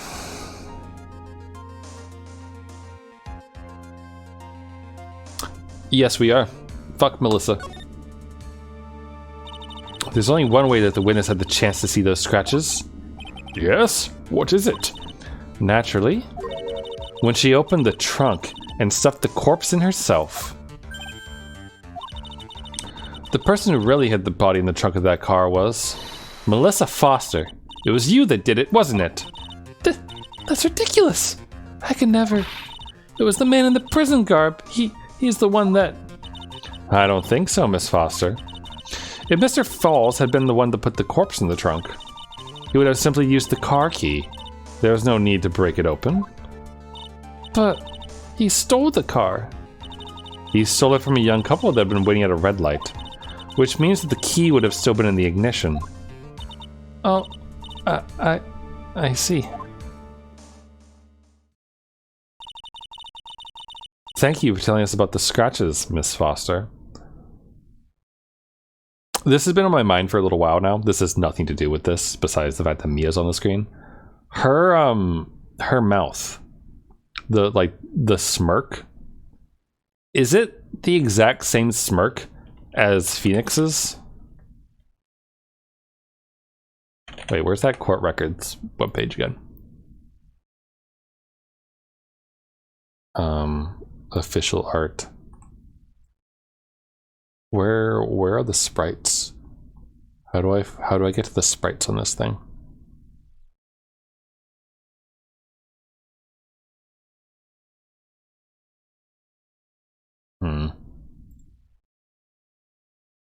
Aha, animations. Animation sheet for Phoenix.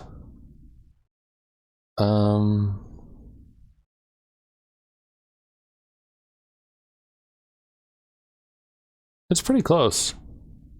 I mean, this is still the Nintendo DS version.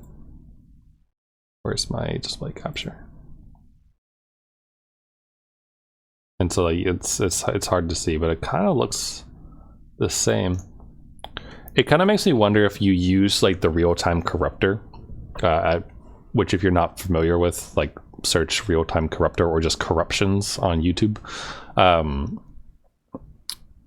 It makes me wonder like if you could corrupt her and Phoenix's mouths to swap and like get Phoenix to have a little mole and lipstick on.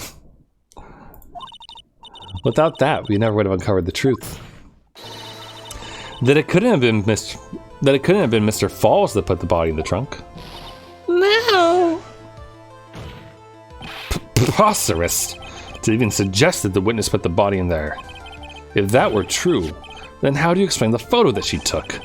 The corpse could only have been put in the trunk when the incident occurred. And we already know that at the time she was taking photographs. It has a timer. Now's your chance, Mia. Finish this thing.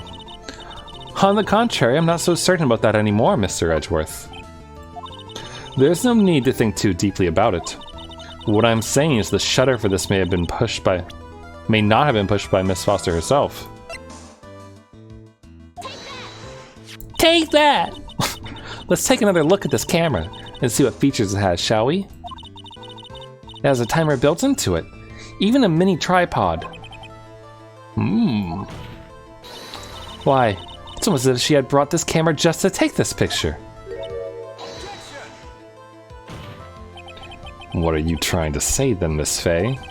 That when the crime occurred, Miss Foster wasn't in the field as she claimed?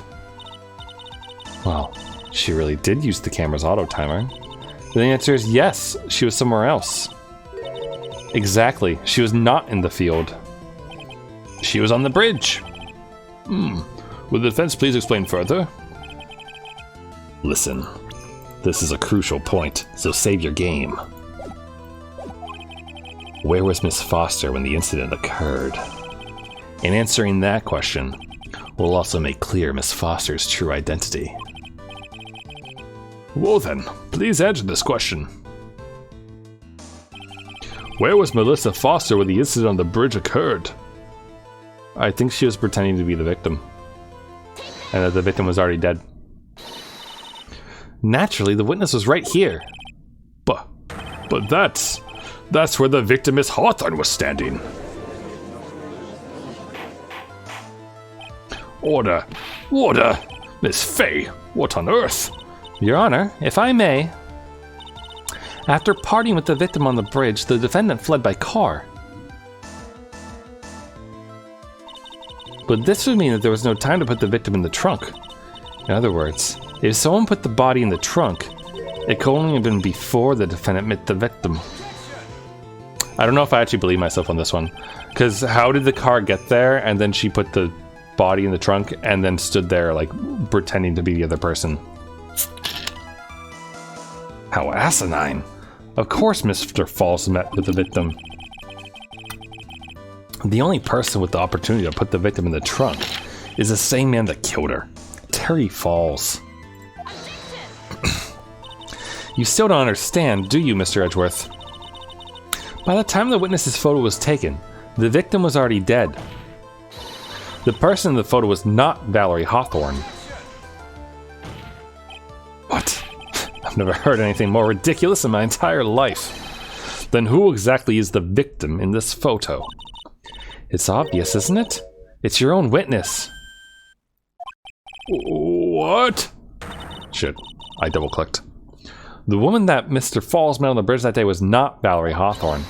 It was you, Melissa Foster. Me? What's the motive here, though? Let's remember that it was rainy and foggy in the mountain that day. Mr. Falls himself believed that the woman in front of him was Valerie Hawthorne. But the defendant knew Valerie Hawthorne very well. After all, she was the woman whose testimony helped get him convicted. But since then, my client has spent 5 hard years in the federal penitentiary. He couldn't remember exactly what she looked like anymore.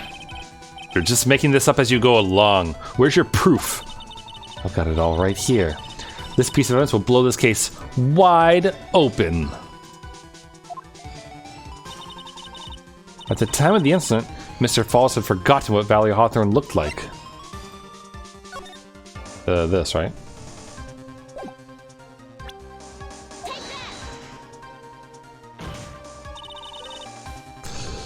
Mr. Falls had forgotten the victim's face. That's why he needed some piece of identification. Namely, this muddy scarf. It was Mr. Falls who requested that she wear this scarf to identify herself. That's already been proven by the note the victim left. In other words, as long as you were wearing a scarf like he asked, anyone could have pretended to be Valerie Hawthorne. Well, what do you have to say to that, Melissa Foster? No!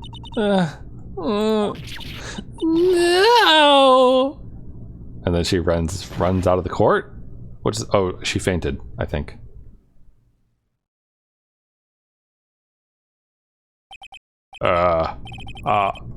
Where's Miss Foster? She's collecting herself in the lobby. It's obvious that Melissa Foster did it. She hid the body in the trunk and disguised herself as the victim. She set up the camera to snap a fake photo of them together. The only question is, why did she do it? Well, isn't that obvious? She's the real culprit. Well, we'll have to wait for Miss Foster to compose herself before we start again. Until then, this court is in recess. The defense and the prosecution are both to wait in their respective lobbies. Yes, Your Honor. Understood. Very well. This court is in recess. To be continued. Okay, interesting start to the chapter so far. So why is Phoenix watching this? Is my question. And also, are we gonna keep going? Probably, right? Like, we're gonna continue to prove this. I'm just wondering if this is gonna like turn around and like be related to anything. Besides the fact that Armando appears to be a prosecutor now.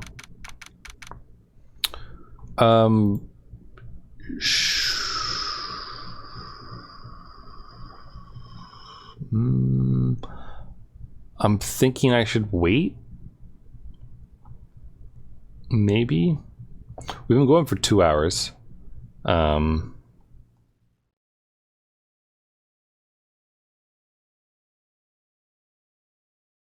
Which is like normal amount of stream time. It looks like I'm looking at a guide's like headers, not like at the actual solutions or those things, but it has like sections for like each part of the trial to try to gauge how much time seeing it. It looks like there's 3 sections left for this. So like the next trial piece was 3. The one we just did, 1, 2, 3, 4 was 4. So there's probably enough here for Wednesday's stream, maybe. We might be able to do it. If there's 3 left, assuming each like piece takes like a half hour, then we might be able to do that. I'm not feeling tired yet, so we could keep going. We could keep going. Maybe we can wrap this up in one go. The downside to that being that when we start, and if we start a new case on Wednesday, we'll have to wait until the next Monday to continue it. Mr. Falls, look! I'm sorry. I'm sorry. I want to say thanks. You're real good. You really hooked me up. Thanks. We're almost there. Once I prove that she committed the crime. Yeah, but there's one more big obstacle we've got to get past. Obstacle? Yeah, motive. Why would Melissa Foster kill that policewoman anyway? He's so freaking suave looking. Look at this man without his weird mask. Motive, huh? Anyway, we're so badly in need of information. Information? Right. What we need the most is info about this Melissa Foster herself. All we know is that she's a student studying literature. And one more thing. What is it? Well, the incident that happened 5 years ago, of course. The kidnapping murder case that Zebra Boy is on death row for. I didn't do nothing. I didn't kill nobody. I never lie. Mr. Falls, in that case, tell us more about it. About what happened 5 years ago. Okay, I trust you. That day, 5 years ago, I dream of it every day. This picture, it reminds me everything. Bridge looks same, just like then, 5 years ago. Like it could fall apart any minute. So it's been broken like that for at least 5 years. Heh. Sorry, buddy, but you sound like the one that could fall apart at any minute. It's true. I did kidnap her. 5 years ago, I kidnapped my girlfriend, Dahlia Hawthorne. Dahlia? Dahlia?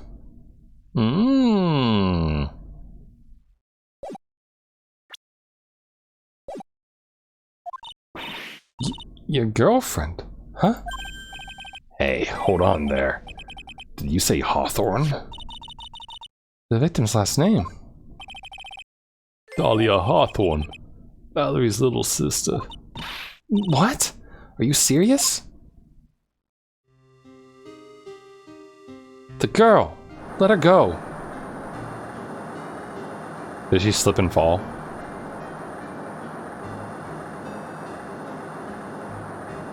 Shut up! Come closer, and I kill her! Sorry, but you're not gonna get the chance.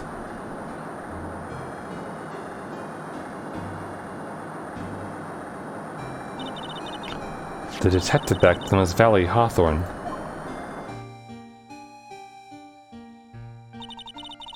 At first I thought shooting someone for a kidnapping was crossing the line, but it was to protect her little sister. I gotta understand why she did it. Wrong! No protect sister! Valerie betrayed me! Betray us! What do you mean she betrayed you? Everything, all lies, all make-believe. Kidnapping too. A make-believe kidnapping? Dahlia, my girlfriend, my love, my teen angel. How old is this guy? Like, this is just Romeo and Juliet, isn't it? 25. So he was 20 at the time, dating a 14-year-old?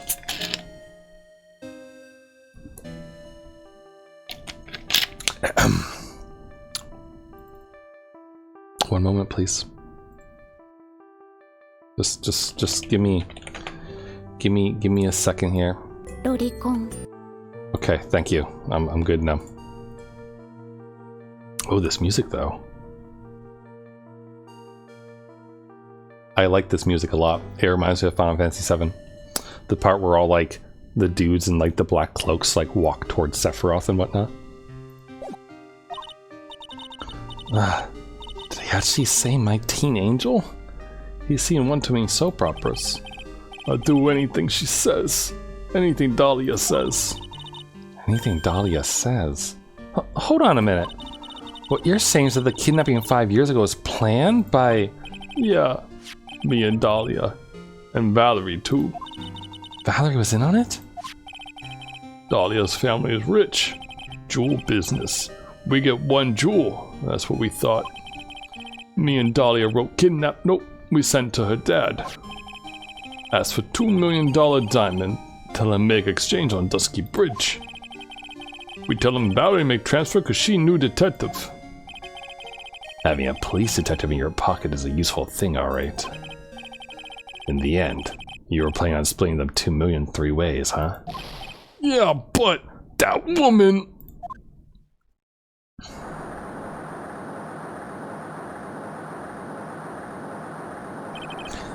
That woman, Valerie, she do it for real.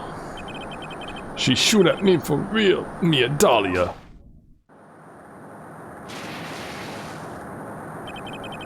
I was shot in arm. Dahlia, she jump in river.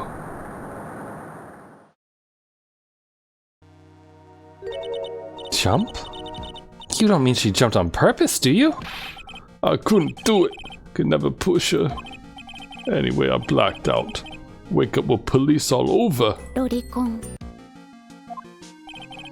And that's when they decided to give you the death sentence. I couldn't believe it. That woman, she betrayed me.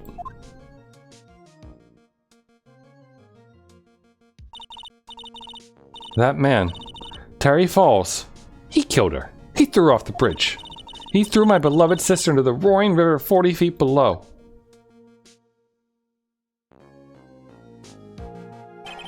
These 5 years, all I wonder is why? Why? Why? Why? Why did she lie? That's all I want to know. So that's why you called her. You wanted to hear the truth from Valerie herself. Yeah, but I forgot what she looked like, so I tell her to wear a scarf. I don't want to hurt her, just ask why. Why? Why did you lie? Why did you betray me? I just want to hear answer come from her mouth, that's all. So that's why. That's why you made a crazy escape like that. Just one thing, Zebra Boy. My senses are tingling all over. Tell me, Mr. Falls, where is it? Huh? Where's what? Come on now, kitten. The ransom. The $2 million diamond. Remember that now? Did you give it back to Pops? Did the police take it? I don't know. Huh? You don't know? No, really, I don't know. It's gone with Dahlia. With Dahlia? That day, on the bridge, Dahlia put it in her backpack. Ah. The $2 million diamond at the bottom of the river there. Now gone, with Dahlia gone forever into Eagle River.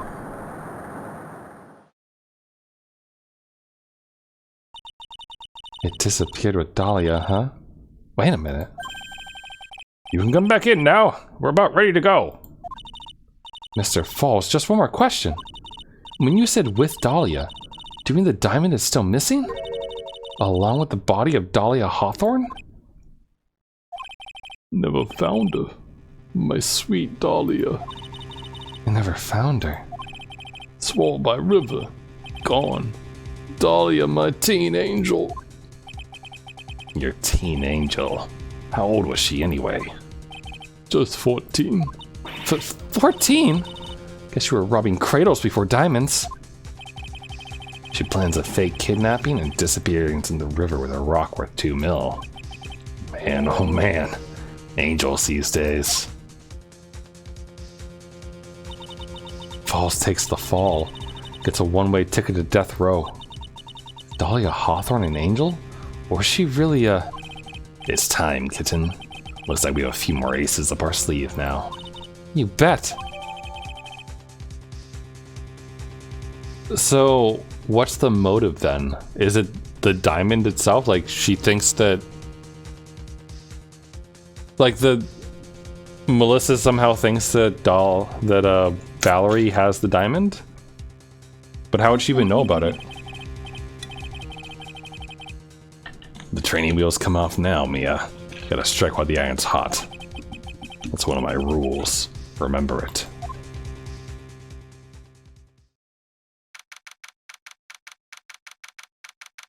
Also, I'm like trying to remember in high school because one of my friends in like sophomore year of high school, which I guess means that she would have been 15? 14 going on 15 or 15-ish. I think. Her boyfriend, I think, might have been 20 because he was like an ultra super senior. So it's not like that unusual, I suppose, just like thinking back on it and whatnot. Still a little weird. Romeo and Juliet laws do exist and such. But still, 14-year-old conspiring to get $2 million seems weird though, just saying. That's the most unbelievable part about that story. Now then, let's continue with the trial of Mr. Terry Falls. Witness, are you feeling better? I forgot that we had that for Better Twitch TV. Adorable little Okayu. I actually got like a really, really good nap today because of Okayu. She did an ASMR vid either earlier today or yesterday. I think it was earlier today. And I got back home from having lunch with a friend today and had like a giant burger and a bunch of other stuff. And was just like, oh, must lay down. And like threw on my headset, threw on Okayu's ASMR, and just like conked out. It's lovely. Yes, Your Honor, I'll try my best. You're a brave young lady. Not this again. I can understand a defense lawyer wanting to get a client off the hook. However, to try to pin the crime on an innocent student is... What are you talking about? My witness is not the person on trial here. She's an innocent bystander who witnessed a violent crime. That's all. What possible reason would a girl like this have for murdering a policewoman? It's certainly hard to imagine this woman as a murderer. Her motive, huh? I figured that's what I had to establish next. Well, Miss Fay, do you have any evidence of a motive? The diamond? Yes, of course. I think. You're still acting as tame as a kitten. Mr. Armando. Listen, a lawyer is someone who smiles no matter how bad it gets. Oh, this is where she learned that.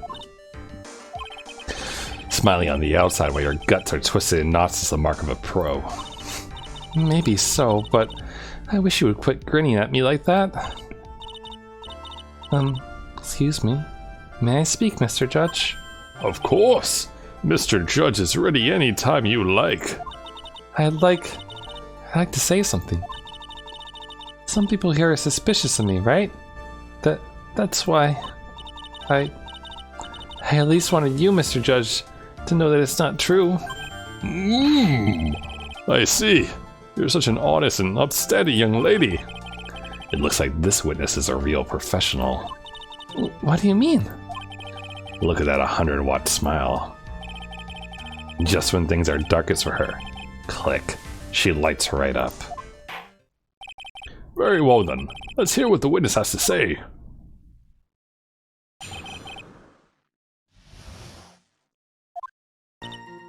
I was out of country before the year before last. Until I entered college, I'd never even been to Eagle Mountain before. I certainly don't have any reason for wanting to hurt a police officer. Holding a grudge and killing the officer who testified against you 5 years ago. Or kidnapping a poor girl. I see that the defendant's a terrible, horrible monster. How do you know about that? Out of the country, eh? If she was out of the country, how does she know about his previous conviction? Precisely. Furthermore, she has no possible motive for committing murder. Indeed. You're up to bat, kitten. Sharpen those claws and put on your best smile. You bet. That was a good time. Good timing on that one. Somehow, I had to tie her into this case.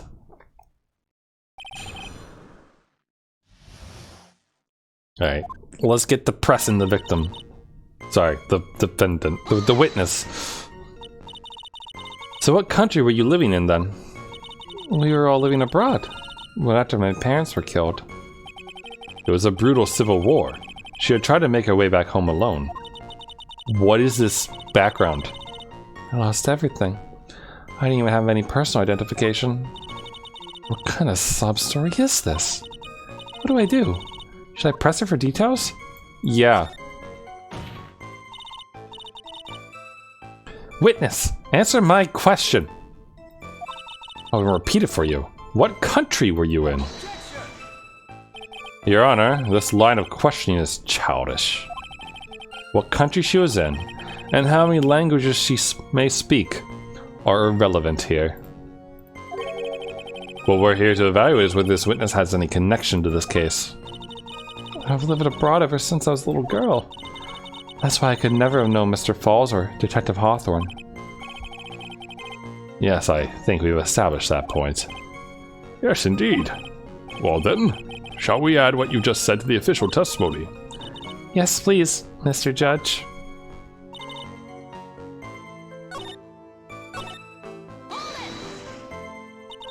You didn't know either person? Are you certain of that? Yes, I'm afraid I'm rather shy around people. Oh well, that can't be helped. Why is he just agreeing with everything that comes out of her mouth? First time you saw either of them was when they were on the bridge, correct? Yes, it really was a coincidence. Until I entered college, I'd never even been to Eagle Mountain before. So what made you decide to go to Eagle Mountain anyway? I just love being outdoors. picnics, hiking, you know, that sort of thing. You don't look like much of a hiker to me, but you do look like a digger of sorts. Hey. But Eagle Mountain is a 2-hour drive from here and no trains run through there. And there are plenty of mountains that are closer and easier to get to. Well, I went there once with a college hiking club. I fell in love with its stark, desolate beauty and its cold yet romantic gloominess. Contradiction much? Didn't she just say that, like, she had never been there before?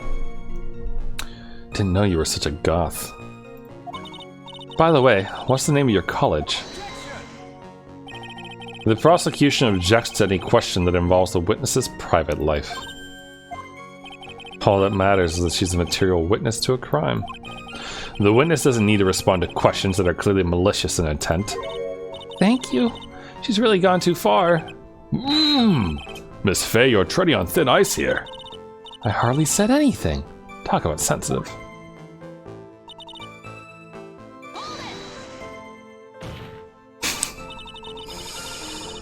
Perhaps, but your behavior that day was very suspicious.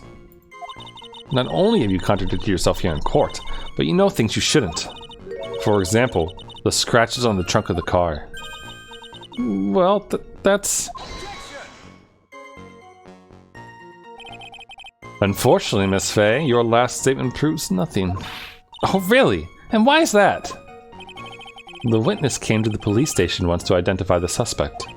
It's entirely possible that at that time, an officer showed her this photo. That seems like a rather serious mistake. That's the oldest trick in the prosecutor's book. That's not fair. That wicked inmate. I'll never be able to forget that horrible day. A grudge? Well, the policewoman's testimony was crucial, wasn't it? Crucial in getting the defendant sentenced to death? Yes. And that's precisely why he harbored such deep anger against her. So much anger that he forgot his own guilt. She's doing it again. My client has always maintained that he's innocent of those charges. He seems rather forgetful. Your client, I mean. Not only... Oh shit, I just double-clicked. Not only something. What do you mean by that? Your client.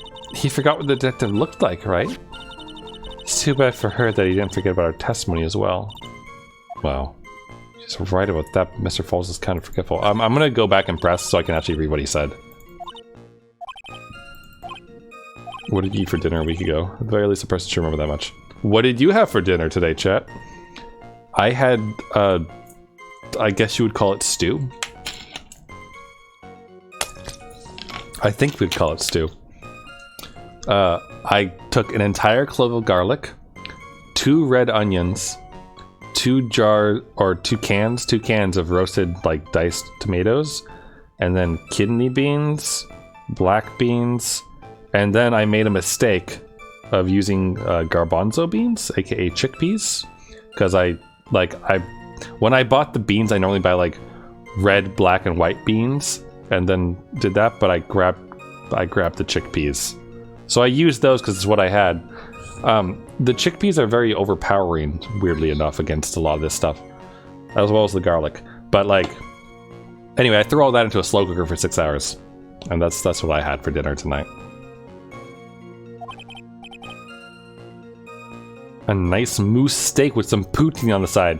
Oh boy. Look at this Canadian man.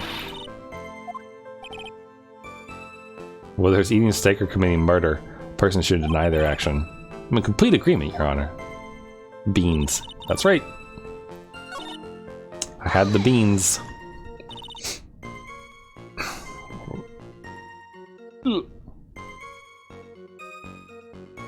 Okay. A grudge. Hold on.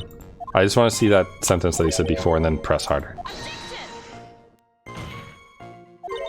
Seems forgetful. Here it is.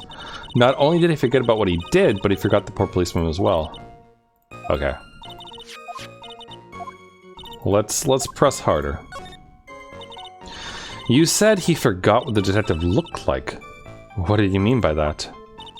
Well, he couldn't tell who she was without some kind of identification, right? Quite right. That's why the victim was wearing a scarf as identification. Back, what did I miss? You missed the judge talk about eating moose. And poutine. Why, if I'd been wearing a white scarf that day, then he probably would have tried to kill me. That's true. He's clearly a bitter man. This is bad. Mr. Fall's reputation just keeps getting worse and worse. Sometimes it's best not to poke too deep. What should I do with that last statement? Poutine's pretty good. I don't get it that often, honestly. It's at like almost every restaurant around here. Almost every restaurant. Like every pub style place and whatnot has poutine on his menu. Because we're like a few hours off from Canada. Your Honor, what the witness just said just now was tremendously important. I'd like it added to the official testimony. Wait, Techro, do you regret having poutine? Oh no, you regret that you haven't had it until a few months ago, right? The prosecution has no objection. After all, the defendant is a killer, and a mentally unbalanced one at that. That testimony helps to further prove that point. Poutine is just Canadian nachos. Just saying. Like, it's French fried nacho. Like, it's cheese over potato. It's good, don't get me wrong, but also, it's nachos. No, that's not what I... Enough. Witness if you would. My pleasure, Mr. Judge. Guess I'm lucky I wasn't wearing a white scarf. How does she know it's white? Isn't the scarf that we have a blue one?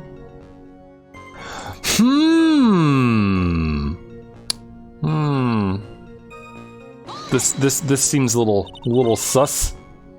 What do you mean by lucky? Well, it's February now. Everyone is wearing scarves. If I had accidentally worn a white scarf, like you said, then you yourself might have been killed.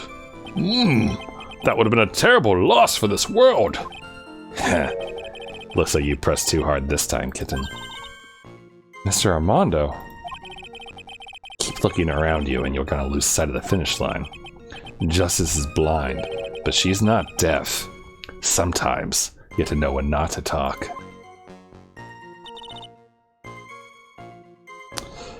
Exactly like the hit 2018 mobile game Sussy Bakamas.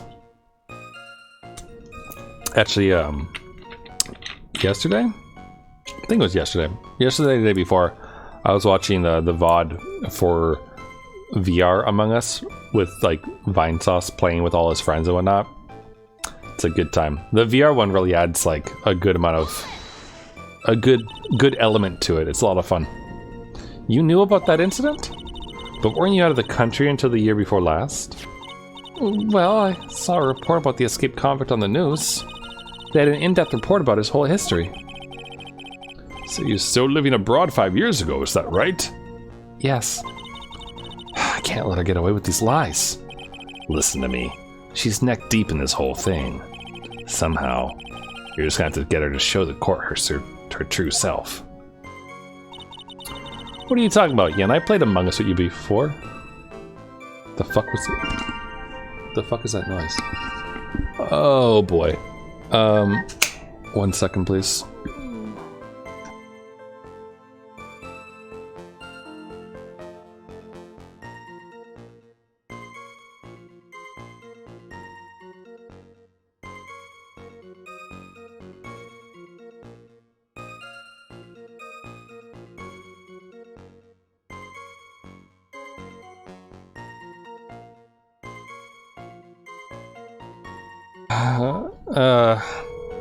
Whoa, stop. 1 second, chat. You know what's great about, you know what's cool about stuff like this? Is,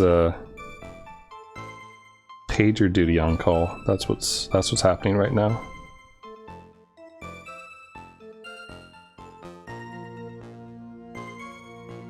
So, give me a second here.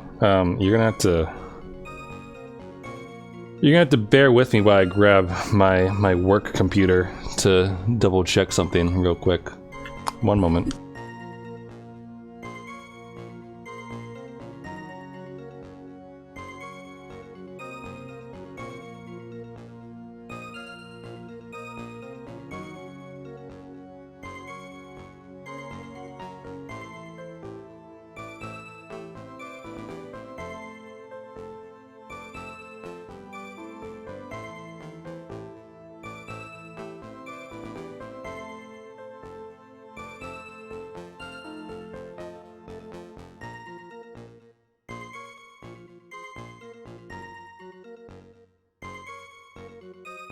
One second, chat.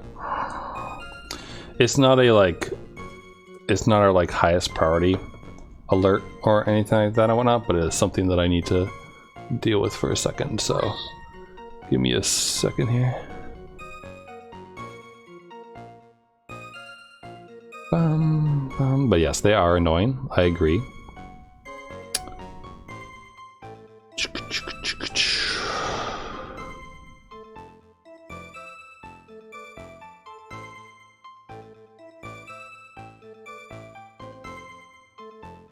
So, chat, while I do this, what, I don't know, tell me about your life. What's up? Like, I can't really play the game while I double check on this.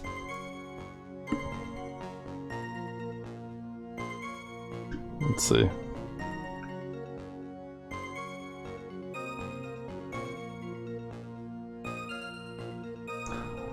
But yeah, no, I played Among Us with you before.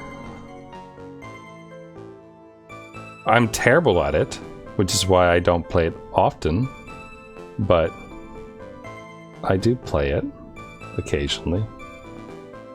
I'm just so freaking bad at lying. Like, horrible. Department of Justice Attorney pager. It's yellow, and what is that design on it?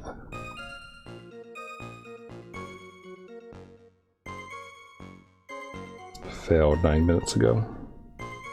Hello.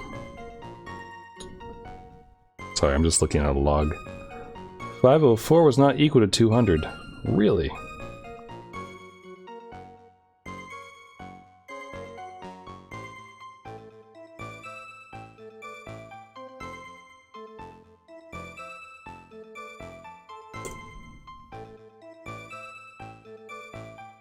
Yeah, it was just temporary. The thing is... Yeah, the thing is fine now.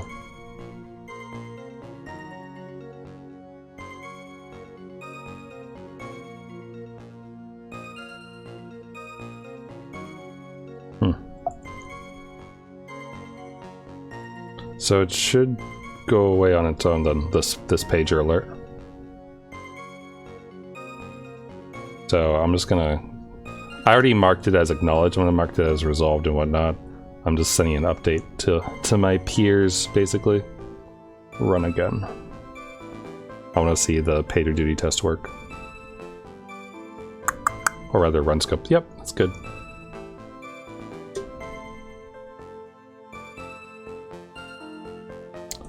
Looks like it was just temporary. Whoa, that was an exciting little distraction, wasn't it? Let me just mark this thing as acknowledged. Or, well, it's already marked as... Let me mark it as done. That's what I want to do.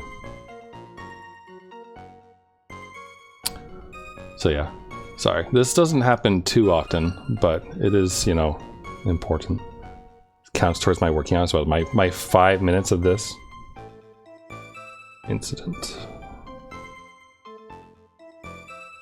Early Fridays. Well, we'll see. Tomorrow I have a new employee starting. So get to train someone a little bit tomorrow and whatnot.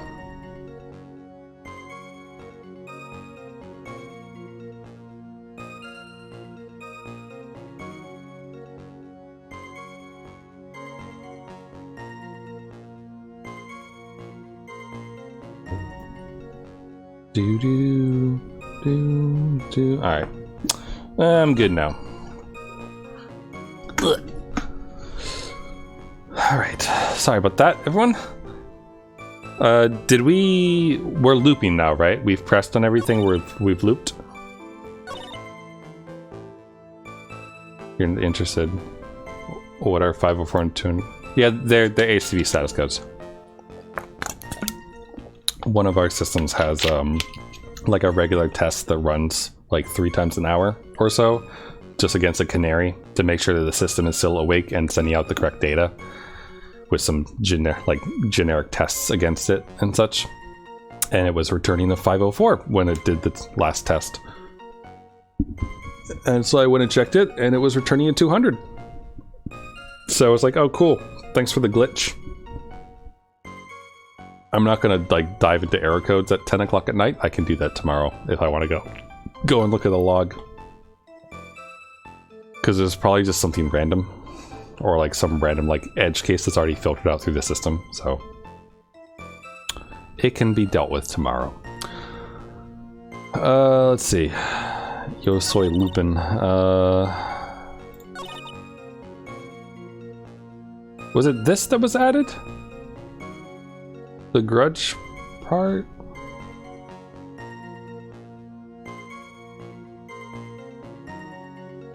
Maybe?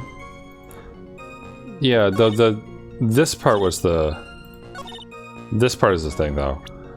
Like confidential police materials. It's true, Mr. Falls did give instructions to Valerie Hawthorne about their meeting. The note that she left said wear white scarf for identification. Yes, what about it? Isn't it obvious? Doesn't it strike you as odd? That note was a secret piece of evidence. How is it that the witness knows about it?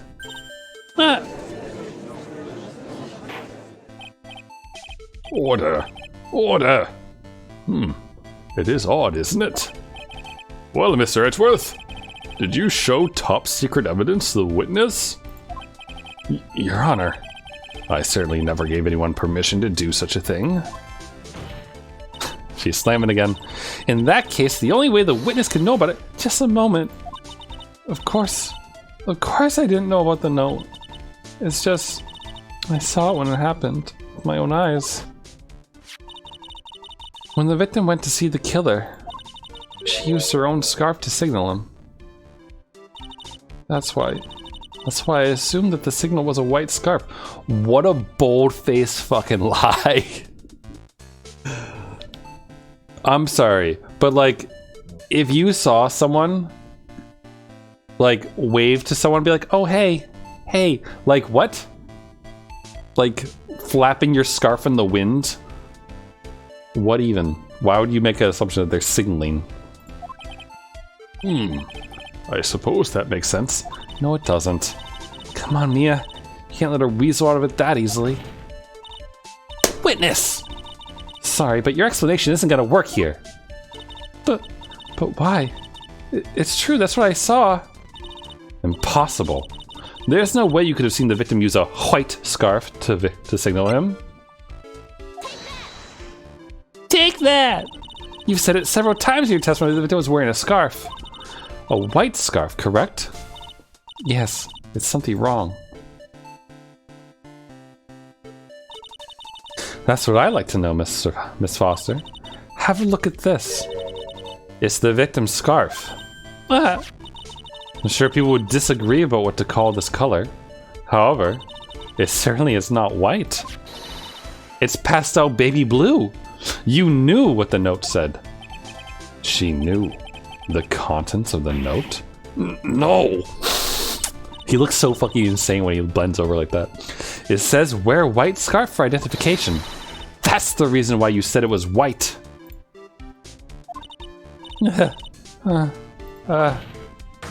Well, Miss Foster? No! Order. Order! Order! Mr. Edgeworth, I'm waiting for an explanation.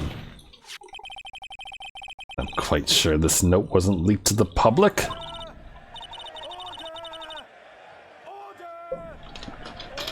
Yet, this witness knew exactly what the note said.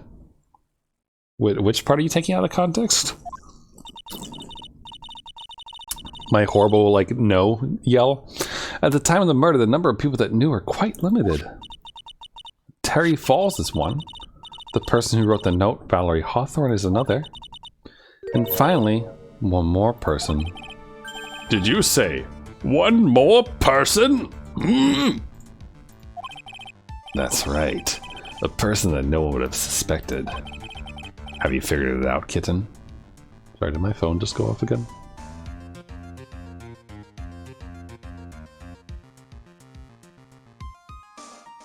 Sorry.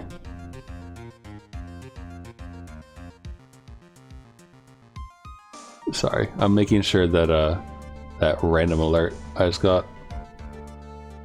Okay. I just don't want to get another call from PagerDuty. Have you figured it out, kitten? Yep. The third person that knew the contents of the notes was... you. We said you, Dahlia Hawthorne, deceased.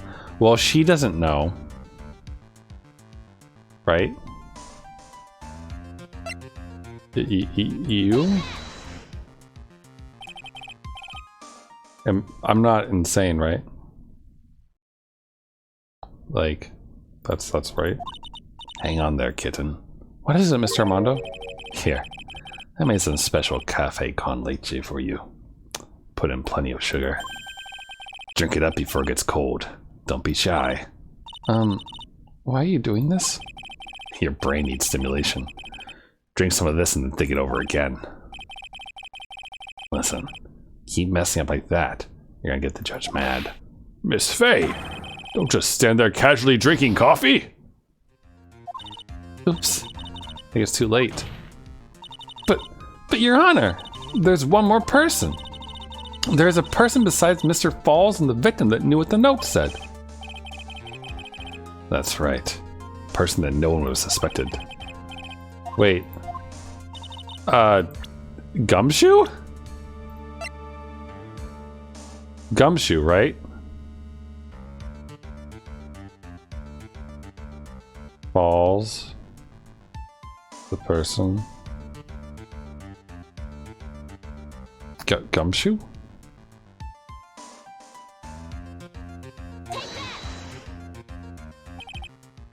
Nope. What? Eh?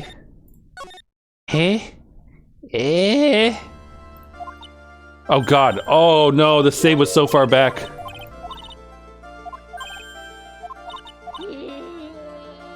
Oh god. Okay. Okay, speed mode. Let's get through this. Miss Foster's history.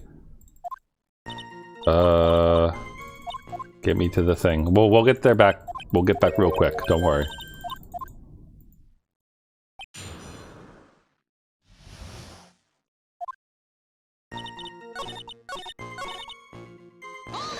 Okay, we gotta get the thing. Oh, it looks insane when he bends over. Oh.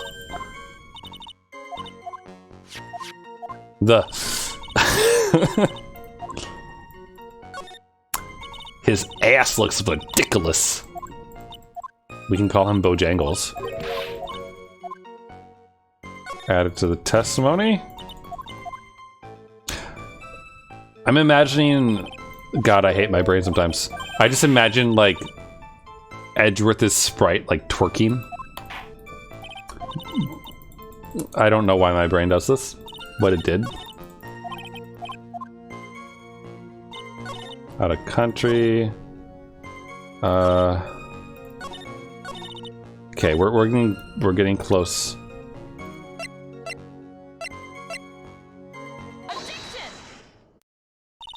Here we go. Okay, we're basically back to where we were, right? I think. Right. Okay, so she doesn't know.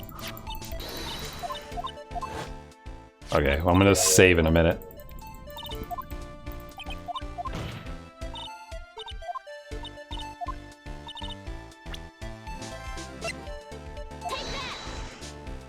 Okay, one more thing, right? Doo-doo-doo-doo. You knew what the note said. Wait. Is she Dahlia Hawthorne?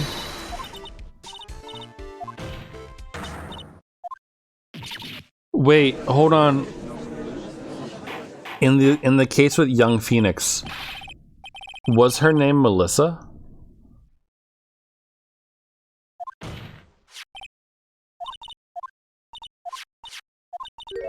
One more person.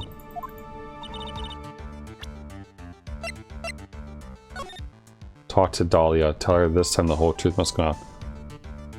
Talk to Dahlia. Wait, is this note actually old?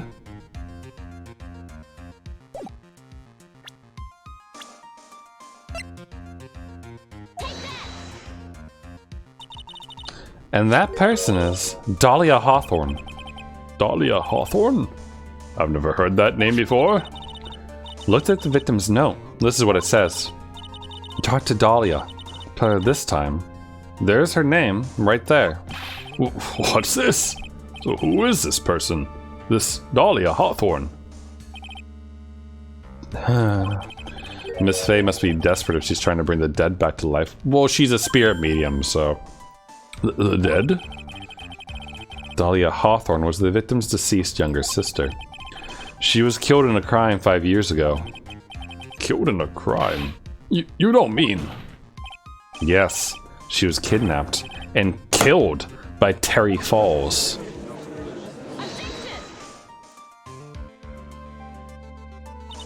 You said she was killed, but was she really? What are you implying? Of course, people thought she had died 5 years ago, when she fell off a dusky bridge and was lost in the Eagle River. However, her corpse was never found. Okay. Thanks for coming by, Tech Robo, and thanks for the bits. Hope you sleep well. The vid will be up at the usual times. The VOD. We are 2 hours and 53 minutes into the stream, by the way. So if you fast forward the VOD to around there, you should be able to pick up where you left off. When are the usual times? Twitch forbids, in like the terms of service, you're not supposed to post stuff like within 24 hours. So generally I just schedule it like the morning of like 2 days in advance or 2 days after. So Wednesday at 10 a.m. is when this VOD would go live, just to make sure that like the full 24 hours have passed, basically. And I don't know if they count the like time when you start versus the time when you end the stream, so I just put it on the morning after and whatnot to be safe. So thanks again for coming, though. Have fun. She was declared legally dead 5 years ago. As far as the law is concerned, Dahlia Hawthorne is officially dead. Is this how she gets away with it? And like dates Phoenix later? But the fact remains that her body was never recovered. Dahlia Hawthorne was 14 years old 5 years ago today. She's 19.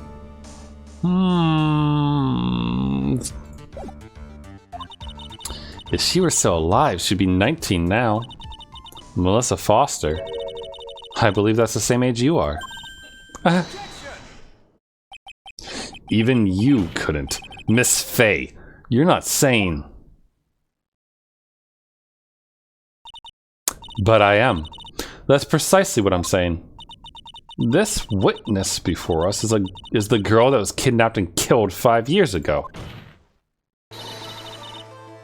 This girl's in fact Dahlia Hawthorne! What? Nice work. That was like tossing a grenade into a 3-alarm fire. But unless you can tie all the loose ends together, you're nothing but a hit-and-run arsonist. I understand. Man, his metaphors. Also, that crowd is loud. If I can expose her true nature, I can turn this whole case on its head. Now's my chance to make Mr. Edgeworth squirm.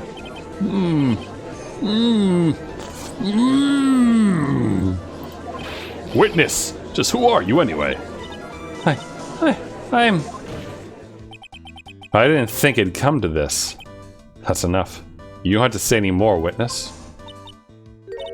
Yes, I understand. What? Mr. Edgeworth, explain yourself. Your Honor, I have an admission to make.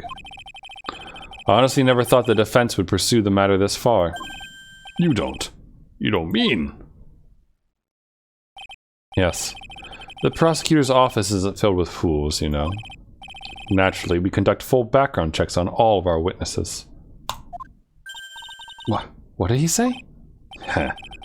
Looks like the kid knew. He knew her true identity from the get-go. No way. But then why? If you hadn't revealed her secret, he wasn't going to say anything about it. All he wanted was her testimony, so he made a little trade. Let me introduce you to the victim's younger sister, Miss Dahlia Hawthorne. Man, this bitch gets worse and worse every time she's on the fucking stand. Like, she murdered her, like, remember the other mystery that she was in?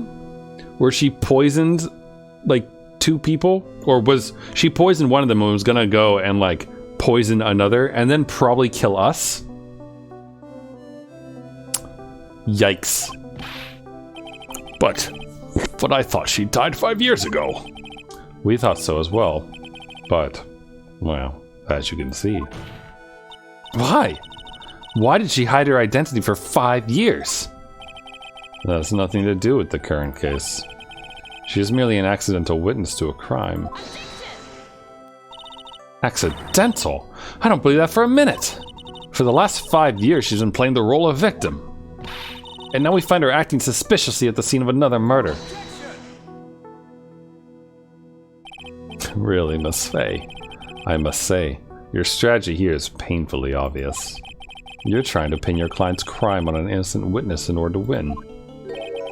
At any cost. How dare you? Please, let us take a moment to think.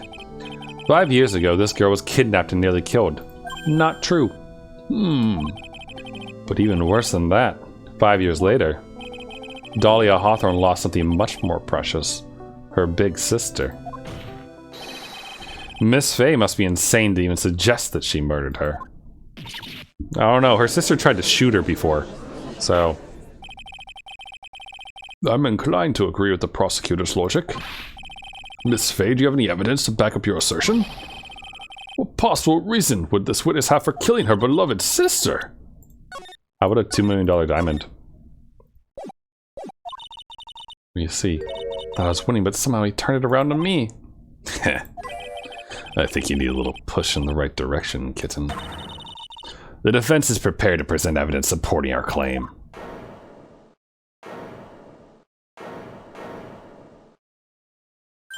That wasn't me. It was this guy. This crazy coffee addict. I think we've heard enough empty threats from you, old man. What makes you think they're empty, boy? Because your protege looks like she's sweating bullets. I am sweating bullets. You think you're in a tough spot, huh? Of course! Aren't I? No. You've just arrived at the moment of truth. That's all. Whether you win or lose, that's up to you. Up to me? The rashness of youth. How charming. This coming from someone younger than me? Now then, let's not waste any more time, Miss Faye. What motive would this witness have for murdering her own sister, Valerie Hawthorne?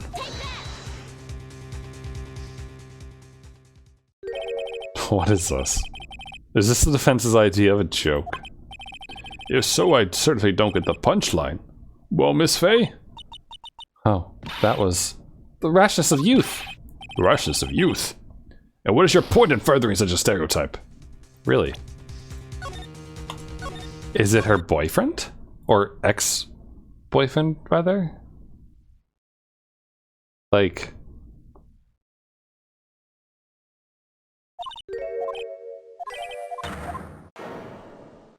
I don't quite understand.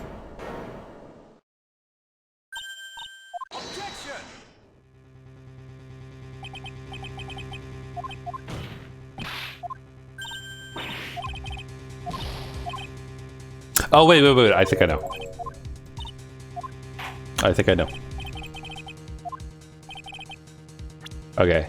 So if it's not the diamond, then it's the only other piece of evidence that relates to her, right? Which is this bit. Which is, tell her this time the whole truth must come out. So she killed her sister to hush her up, right? The story starts after Terry Falls escaped. He called Valerie and told her he wanted to meet. This is the note she left. It says talk to Dahlia. Tell her this time the whole truth must come out. Valerie Hawthorne gave Dahlia a warning. She told her she was going to reveal to the world the whole truth. The whole world? There was a dangerously important secret between Valerie and Dahlia. That's the reason Dahlia felt she had to kill Valerie. To keep her mouth shut permanently. A terrific story, Miss Fay. If you like fiction, that is. Enlighten the court, Miss Fay. What was the secret that was so important? Where's your evidence? Dahlia and Valerie Hawthorne. And Terry Falls. There's only one important secret that connects them all. Oh, yes, I know this secret. Now it's time for the diamond, right? Your Honor, the defense would like to request further testimony. What testimony? Regarding the kidnapping 5 years ago, we believe it will explain a lot of things, such as the nature of the important secret between the Hawthorne sisters. Very well. I'll grant your request for further testimony. I know we'll be paying for you, but can you enlighten us once more, my little maple leaf? My little maple leaf. Yes, I'll try, Mr. Judge. Uh-huh. I now fully believe that, like, little 14-year-old Dahlia, like, went to this 20-year-old dude and was just like, I need your muscles for something. And then charmed the pants off of him.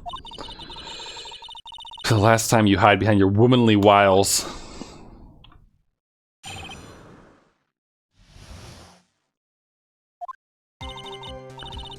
"5 years ago, I was kidnapped by Mr. Falls." Not true. The ransom price was a raw diamond. My sister, Valerie, brought it to the bridge. After she made the exchange, she shot Mr. Falls in the arm. That's when Mr. Falls tried to kill me by shoving me off the bridge from behind. I survived, but I was afraid I might be kidnapped again for my family's money. So I decided to change my identity and start a new life. Yeah, and where did you get the money to do that, I wonder? The kidnapping left her emotionally scarred. With her sister's help, she left the Hawthorne family and started all over again. And where to believe after that, she murdered her sister? Preposterous. Thank you, Mr. Edgeworth. Miss Fay? Yes, Your Honor. As you've heard, the witness is so traumatized from the kidnapping. We'll ask you again to be extremely gentle in your cross-examination. Mr. Edgeworth got the jump on me again. Heh. But we're not allowed to fight. Let's twist some arms. Listen up. We've still got that info. That ace up our sleeve. What info? Come on, kitten. Don't say you've forgotten already. The fact that the kidnapping 5 years ago was staged. That's right. It was a fake kidnapping. Terry Falls told us that in the lobby. I'll do anything she says. Anything Dahlia says. What you're saying is that the kidnapping 5 years ago was planned by... Yeah, me and Dahlia. And Valerie, too. Yes, that's it. The fake kidnapping is your best shot, Mia. That's her secret. 5 years ago. Okay, let's save. Bum bum, bam, bam, Bam bam. Bam bam. 5 years ago, I was kidnapped by Mr. Falls. Did you and Mr. Falls have a relationship? Yes, as a tutor. You were tutoring him, Mr. Falls? No, of course not. Don't be ridiculous. Mr. Falls came to the house to tutor me. That makes sense. 5 years ago, she was only 14. And Falls was dumb as a rock still, so... He probably came up with the kidnapping plan during that time. The Hawthorns are in the jewelry trade and are quite wealthy, you see. Quite the clever fellow, that Mr. Falls. Did I hear him right? Did he just call Mr. Falls a clever fellow? I heard the diamond is valued in the neighborhood of $2 million. $2 million? It's still uncut. It's about the size of a pint of milk. Wow. That's a lot. A $2 million pint of milk? I don't know what to think about that. The defendant demanded that her sister, Valerie, make the exchange. Not as a detective, of course, but as an individual. By the way... Oh, by the way, I want to ask you, Mr. Edgeworth. Why do you think he wanted to make the exchange up there on the mountain? If we ever got surrounded, it'd be hard to escape. There's one thing a kidnapper wants to prevent, and that's police involvement. In a place like that, it would be easy to tell if he was being followed. With only one entrance to the mountain, he was ensuring his safety. Not really. Also, shutting off his only escape. What a wickedly clever man that Mr. Falls is. Yeah, right. It's all your plan. Anyway, Valerie brought the diamond to the mountain and... That was a dangerous thing to do considering you were being held hostage. Yes, but actually that saved my life. What do you mean? You see, Mr. Falls was holding a knife in his right hand. Somehow I just knew he was going to use it. I knew he was going to use that knife to kill me. That's what my sister shot him. It was to save me. That's when Mr. Falls tried to kill me by shoving me off the bridge from behind. Wouldn't he just have used the knife? I'd like to hear more about what happened right that moment. Well, when Mr. Falls was shot in the right arm, he let go of me. I was dazed. I turned to try and run away, but Mr. Falls turned to grab me as well. As I ran past, he and I locked eyes for a second, and he gave me a large, bloodthirsty grin. Bloodthirsty grin? Oh. In the next instant...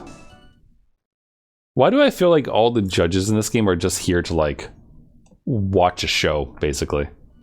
Like, they're here for the same reason we are. I advise the court to remember that the river is 18 feet deep and incredibly swift. I was a strong swimmer, but I was knocked out. When I came to, I'd been carried away by the river to a strange place. I'll never forget that day. The crumbling bridge, nowhere to run. Then just one little shove from behind. That was it. From behind? Before my sister could catch me, I fell into the river. Survived, but I was afraid I might be kidnapped again for my family's money. And that's why you hid your identity? Yes. I only told my sister. Valerie Hawthorne, eh? Yes, she's the only one who knew about me. Meanwhile, legally, this witness has been deceased for 5 years. I didn't ever want something like that to happen to me again.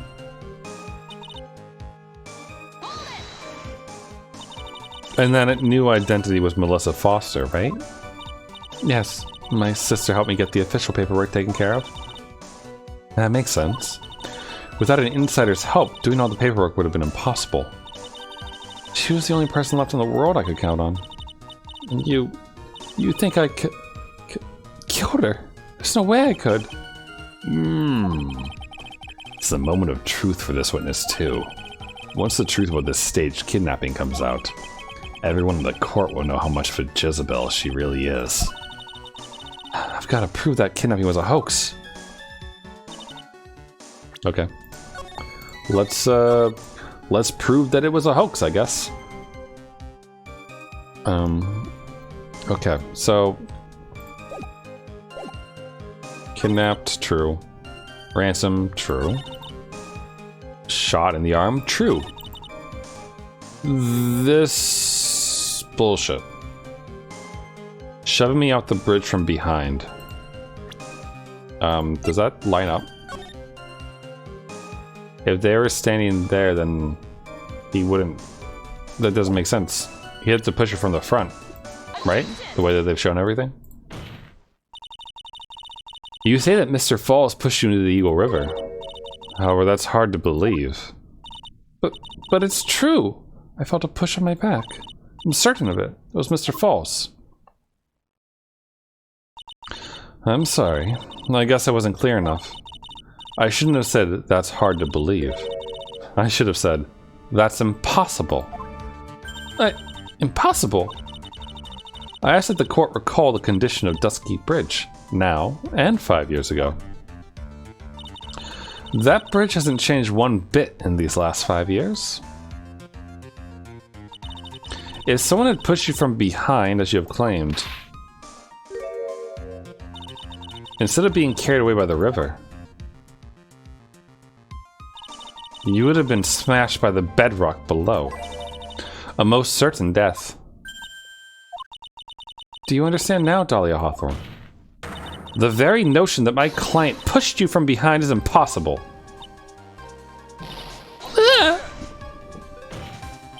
Your Honor, this event occurred 5 years ago. Why, for all we know, the water level in the river may have been higher back then. But it's 40 feet from the bridge to the river. A small change in the water level wouldn't have made a difference.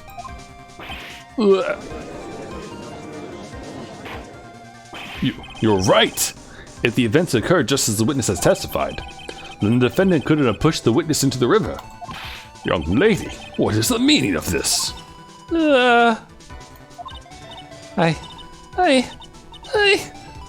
You see, Hey, Turtle Sages. You come to the objection room to get some sleep? Just a moment, Your Honor. It's true that the witness testified that the defendant pushed her into the river. However, she never stated that she fell from the back end of the bridge. What do you mean? After being shot in the arm, it's plausible that Mr. Falls panicked. Therefore, he could have unwittingly pushed her off the side of the bridge. If that's true, she would have fallen into the river. Well, Miss Hawthorne, is Mr. Edgeworth's explanation correct? Now that you mention it, I do remember now. When I fell off the bridge, my skirt got caught on one of the bridge's side rails. Wires. You can't be serious! Order in the court. It seems Miss Faye's assault has finally reached its conclusion. Not now, Mia. This is no time to retreat. Unfortunately for you, this is just the start of Miss Faye's assault. What? I believe your reasoning went something like this, Mr. Edgeworth. After being shot in the arm, it's plausible that Mr. Falls panicked. Therefore, he could have unwittingly pushed her off the side of the bridge. However, once again, I'm forced to say that's impossible. Ridiculous! What's so impossible about it? Because your flawed logic contradicts the court record.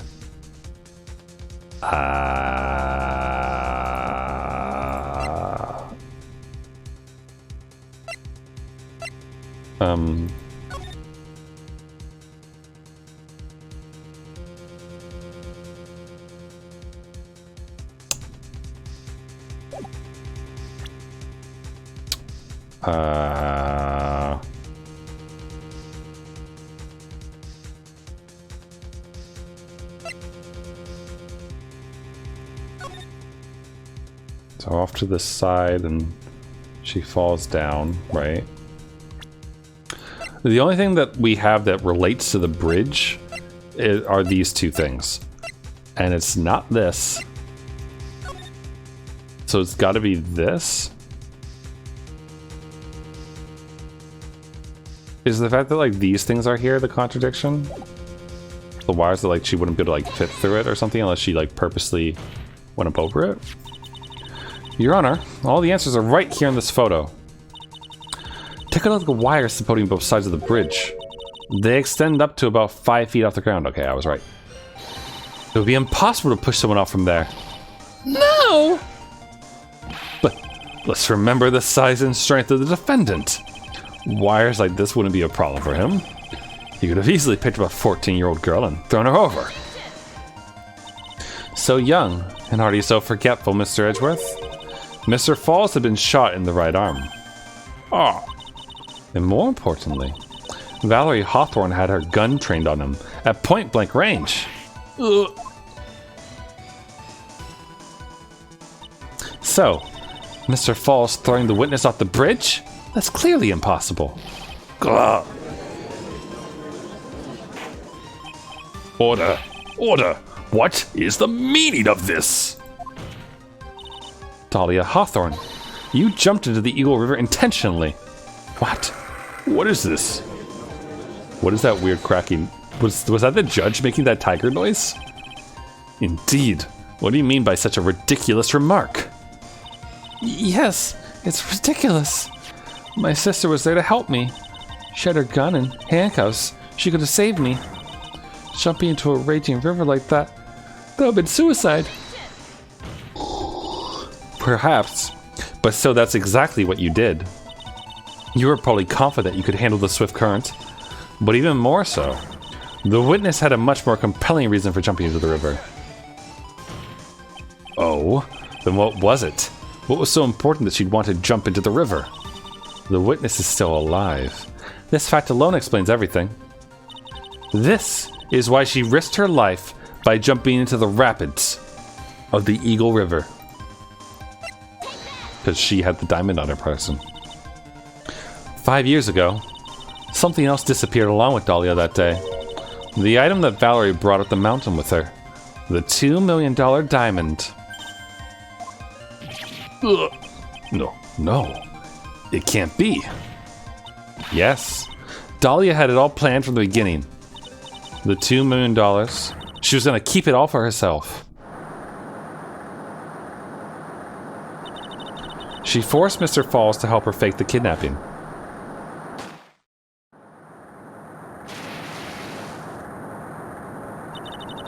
At the last minute, she betrayed him and threw herself into the river, with the ransom tucked away safely in her backpack. So why did Valerie go along with this? Why, that's simply ridiculous. Order. Order. Your Honor, 5 years ago the witness was only 14 years old. Do you really think a 14-year-old is capable of such a demonic plan? I mean, have you ever heard 14-year-olds like play Halo on Xbox Live? Or play StarCraft? I don't know, I believe it. This woman is a demon. And there was one more person who hoped to make a demon out of her. Her sister. Valerie Hawthorne. You mean the victim was involved in the kidnapping plot as well? But she was a detective then. You're saying she participated in her sister's kidnapping? Precisely.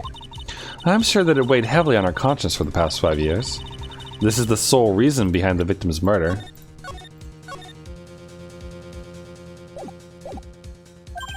What do you mean by that? On the day of the murder, after receiving the phone call from Mr. Falls, Valerie called her sister Dahlia. And then she told her what she was planning to do. Planning to do? She was going to tell the whole truth, as she wrote in her note. That is what sealed Valerie Hawthorne's fate. That is when you hatched your demonic plan to kill 2 birds with 1 stone. A plan that would ensure neither of your accomplices to the kidnapping would talk. And that is why you killed your sister, Valerie Hawthorne.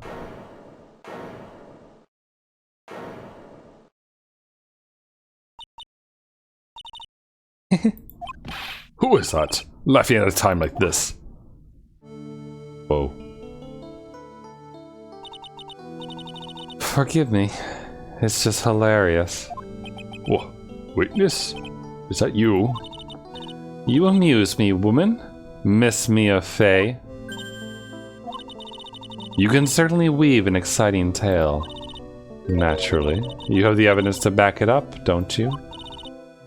Evidence? Evidence that I planned the kidnapping, of course. That at 14, I plotted it with Mr. Falls and my sister. But, well, and one more thing. What happened to the $2 million diamond? You can't provide evidence to at least show that. Well, Miss Fey. I don't know. What a joke. You, Miss Fey. Are you stupid or something? How can I prove a fake kidnapping that happened 5 years ago? I don't even have decisive proof of Valerie Hawthorne's murder. Well, it seems that we've come to the end. To be honest, the witness's behavior does raise certain suspicions. However, I am forced to reject the assertions made by the defense. Of course you are. I like that version of Valerie a lot more than the, like, butterfly version. Is this it? Is it really over? That girl's made a fool of me and there's nothing I can do about it. Without evidence, the trial is over. Who decided that? Mr. Armando! Come on now, kitten. Haven't you figured out that you can make your own rules? For example, even if there's no evidence, there's still testimony. Testimony? On the day in question, Dahlia Hawthorne murdered her sister, Valerie Hawthorne. She hid her body in the trunk of Mr. Fall's stolen car and then went to meet with him. Disguised as her sister, Valerie Hawthorne. That's what you think, right? Yeah, that's right. In that case, there's only one answer, right? There's only one person left who can testify about Valerie Hawthorne's murder. Since there's no proof, there's only one thing left to do. Who is the one person who can testify to that demon woman's crimes? Terry?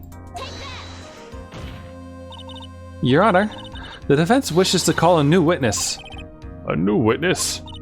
Yes. We would like to hear the testimony of Terry Falls. The defendant? There's only one person that can shed any further light on the situation. Only one person that knows what Dahlia's role in the kidnapping was. Only one person that can say whether the person in the photo is Valerie Hawthorne, or whether it was in fact her younger sister Dahlia, disguised as her. And there's only one person who can solve this riddle once and for all. And that person is Terry Falls. Well, Mr. Edgeworth, what is your take on this? Why not? The prosecution has no objection. Very well. Bailiff, bring the defendant to the witness stand. This is my last chance, Mr. Falls. My last chance to establish Dahlia's guilt. You're all I have left.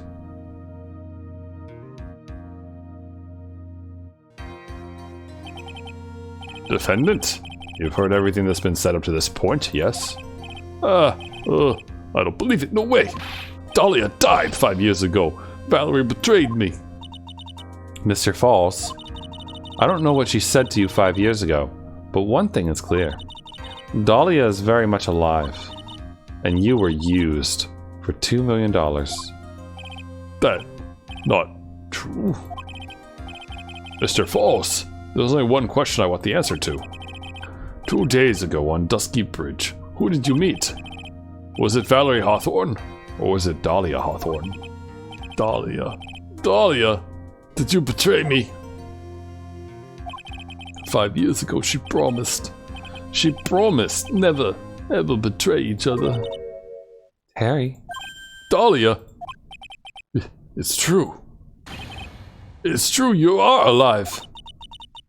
You don't trust me anymore? That makes me sad. Tell the truth. The real truth. I believed in you. I shouldn't need to say it. You should already know. But there is one thing that I will say. My life is in your hands right now, Terry. Yeah. I will allow Mr. Falls to testify once, and once only. Well then, Mr. Falls, yours will be the final testimony in this trial. Witness. Yeah. I'm sorry. I apologize. Water, please. Water. Can't talk. Need water. Oh well. Guess it'll have to be my coffee instead. At least it'll match the way he's probably feeling right now. Is he about to do what I think he's about to do? Darker and bitterer than the hell itself. Oh, okay, he just drank. I thought that he was going to throw his coffee cup at him, like he does for Phoenix.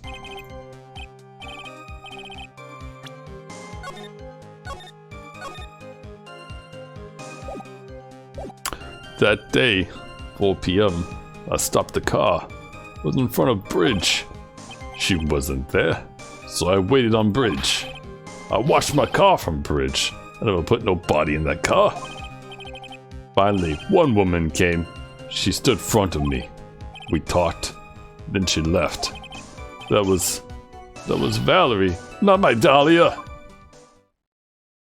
I'm kind of curious, like, is his broken speech like this because he speaks brokenly in the original? Or, like, is he supposed to be, like, is he supposed to just be dumb? Or is he supposed to be, like, a foreigner kind of thing? Who doesn't speak the language well? Mr. Falls, you're covering for her. Do you think she would do the same for you? That's enough, Miss Fay. His last statement was a fitting way to end the final testimony of the trial. Well then, Miss Fay, please proceed with your cross-examination. Is this how you want it to end, Mr. Falls? Another guilty verdict to go along with your death sentence? There's only one person who can stop it. You, kitten. I think. I mean, I think. Nice vote of confidence. Alright, let's save and then get to pressing.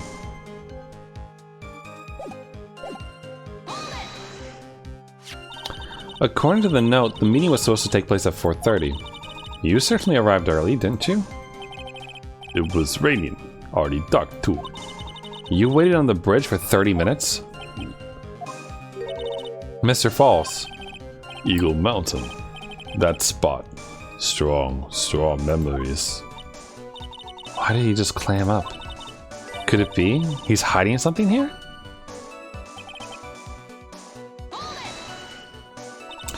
You were quite early, so you waited on the bridge, correct? Yeah, I like waiting. I'm used to it. I'm sure he is. Zero Boy waited 5 years to ask a single question. To find out why a woman betrayed him. To him, 30 minutes must have been like a blink of the eye. I watched my car from bridge. Never put no body in car. You were watching the car? That bridge. Other side is broken. Nobody can come from there. So, I was watching car. What else were you expecting him to do? I suppose that's the obvious thing to do, but something's bothering me. Getting that feeling. Contradiction? How could she be behind him if he was on the bridge the entire time? I wonder what's on the other side of the broken bridge anyway. No one lives there. There's a small shrine up on the mountain, but that's it. Anyway, nobody came. No car, nothing. Finally, one woman came. She stood in front of me. Mr. Falls, think carefully now. Are you certain that it was Valerie Hawthorne? I never lie. It's the truth. It was Valerie. I remember her face. Wait a minute. If you had remembered her face, then why did you make her wear a scarf as identification? Sorry, I told a little lie. But the woman I met, she was different from the woman standing here now. She was different. It was Valerie.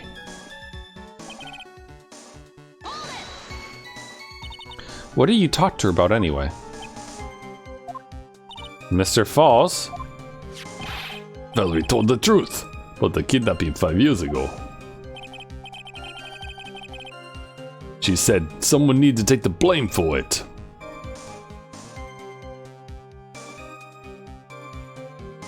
Hi, King. Verified account only chat. Is that a thing across all chats in general? She said someone needs it to blame for it. That was all I could think to do. She said that. You have to enable it? You want me to enable it, King? Kidding. Kidding. That's why she lied. Got me the death penalty. And were you satisfied with the answer, witness?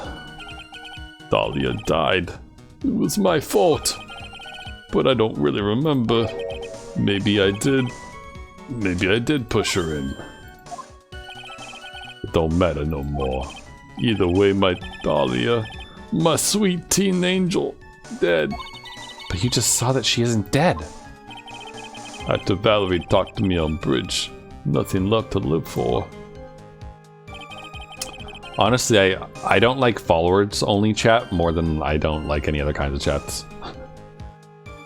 Like, what an annoying thing. Like, I don't really want to get notifications from some random streamer who I'm only gonna watch once, you know, if I want to watch something. Same thing with like I think Games Done Quick does that too, right? Like when they have like those events and those kind of things, like big platform events, they put on followers only chats and that kind of thing. Talia.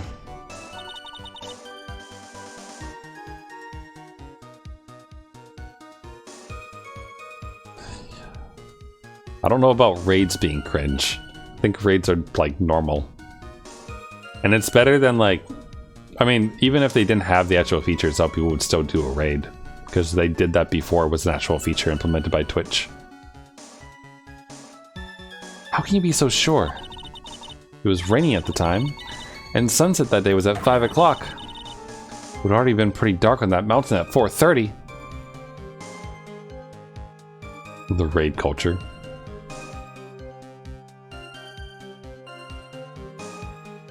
Yeah, that's fair. Like, people, like 5,000 people dropping into a chat and then, like, destroying an ongoing conversation or something like that by spamming sing the raid song or that kind of crap that happens. I can agree that that's annoying.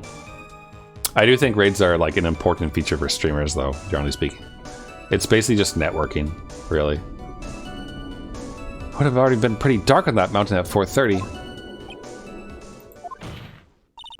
Please, Mr. Falls. This is your last chance. You've already taken the fall once for something you didn't do. That woman, it wasn't Dahlia. Stop right there. What more needs to be said? Even if it means the death penalty. Even if it means taking the blame for murder. I'll still do whatever is necessary to protect her. Won't you, Mr. Falls? I know it's obvious, but he's clearly lying. He's been cursed by Dahlia Hawthorne. He'll probably go to his grave still believing in her. Mr. Falls, even if you can't show he's lying, the poor guy will still be cursed. You'll still have to point out the contradiction anyway. That's the curse of being a defense lawyer, I guess. They do make it seem like being a defense lawyer is like the harder of the two. Which is interesting because like in the US you would kind of expect it to be the opposite around because of guilty until proven innocent. But I know that's not the case in every country, so. Okay, so we've pressed him on all his statements now. So let's see. I mean, we already know what the contradiction is. Where's the thing? This bit, where she stood in front of him. That is so false. Whoops, wrong thing. This one. So false. Look. The angle that they're at this makes it look like she was waiting for him, not the other way around.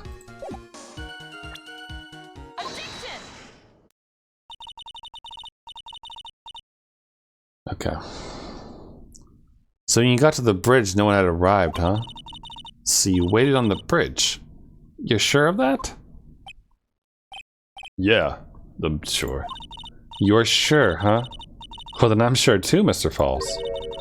I'm sure that you're lying.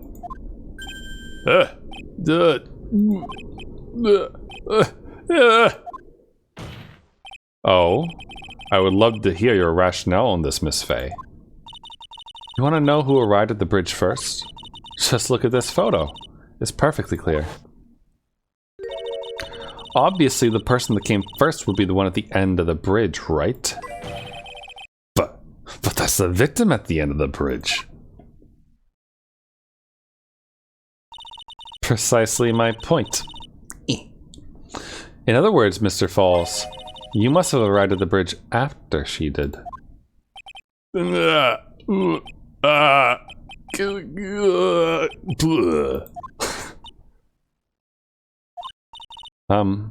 Mr. Falls, please don't get so worked up. We just want the truth. I got there around 4 o'clock. This is true. I had somewhere to go. A special place. Did you go to this special place before you went to the bridge? Yeah. The old temple about 15 minutes from the bridge. 5 years ago, me and Dahlia, we promised each other. We swore we wouldn't betray each other. She brought a memento to represent our love. This poor dude. A memento? 5 years ago, I hid it under the base of a tree there. It's a special memory for me. This is it. This is what I went to get. This is the necklace that she used to poison people in that other case. Oh, you don't like the judge's beard? It's his hockey beard, because he's Canadian. This little bottle on a necklace is your memento? It's quite charming, but it looks empty. Your Honor, you heard what my client said. He arrived at the scene at 4 o'clock, but he then left his car unattended and walked away. He was gone for approximately 30 minutes. Ugh. With that much time, Dahlia Hawthorne could have easily hidden the body in the trunk of his car. No. I'm not going to yell at 11 o'clock at night. Indeed. There certainly was enough time for it. Still got a chance. Mr. Falls, there's no mistaking it. Ugh. Huh? Mr. Falls? What? Did you just bite your tongue? Did you just bite your tongue? That's enough. Please. Witness. I promised her 5 years ago. If it ever happens that we can't trust each other no more, then we're supposed to drink bottle. Ugh. No! Stop the trial! Your Honor, we need a recess. I was stupid. Couldn't keep promise. So I did it. I drank this. No, we're so close, just a little more. I was gonna prove your innocence. No, don't want that. Don't trust self. Maybe kill again. Kill sweet Dahlia again. Mr. Falls. Mr. Armando. Thanks for the coffee. Mr. Falls!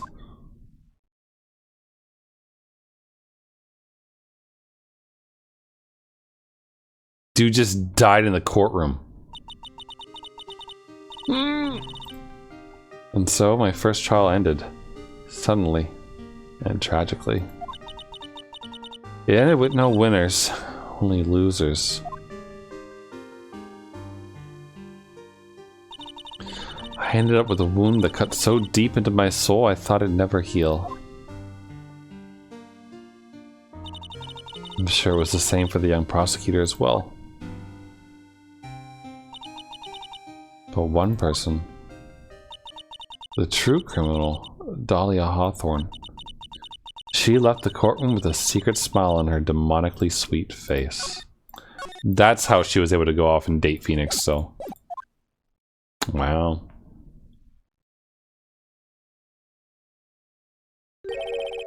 Unforgivable. That witch. Is this why he became a prosecutor? Mr. Armando. We were so close to the truth. It was right there in front of us.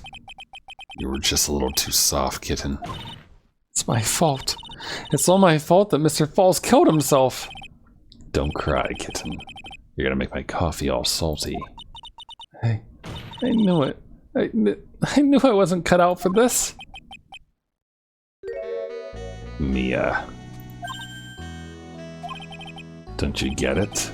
You can't cry yet.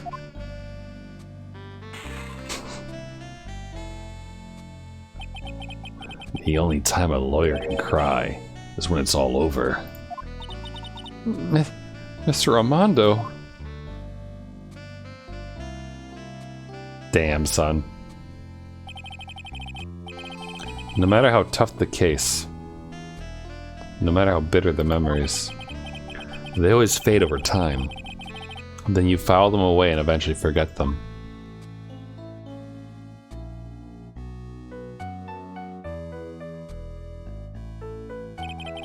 One year later, in this very same courthouse, I myself got wrapped up in that case. What? Yep, this bit.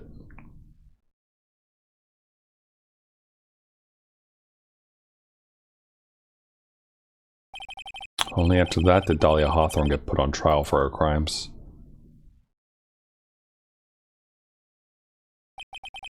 The verdict that was ultimately handed down to her was... guilty, of course. Naturally, when the verdict was read, she had a perfect angelic smile on her face.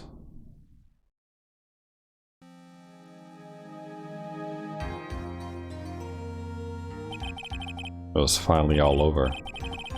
At least, that's what I thought at the time. Unfortunately, couldn't have been more wrong. It's been 5 years, but now something has happened that made me remember all of this.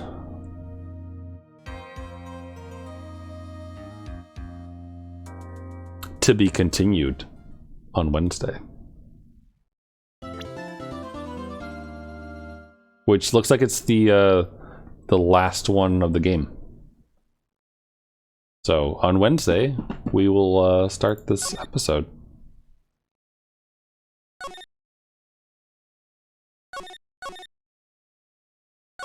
And we'll probably get through like a chunk of it.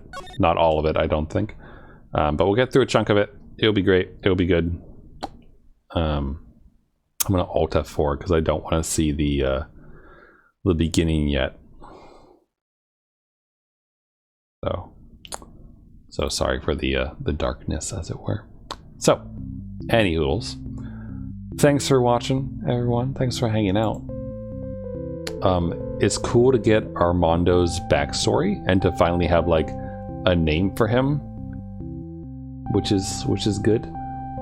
I still don't really know why he loves coffee so much, but I mean that's his thing. We don't question why people love what they love; they just do.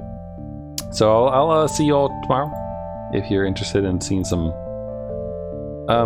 It's either going to be Eldest Souls, or my brother has been messaging me about like this game called like Super Robot Champions or something like that. And apparently it's free, and it's like a battle royale game, and he's apparently been enjoying it.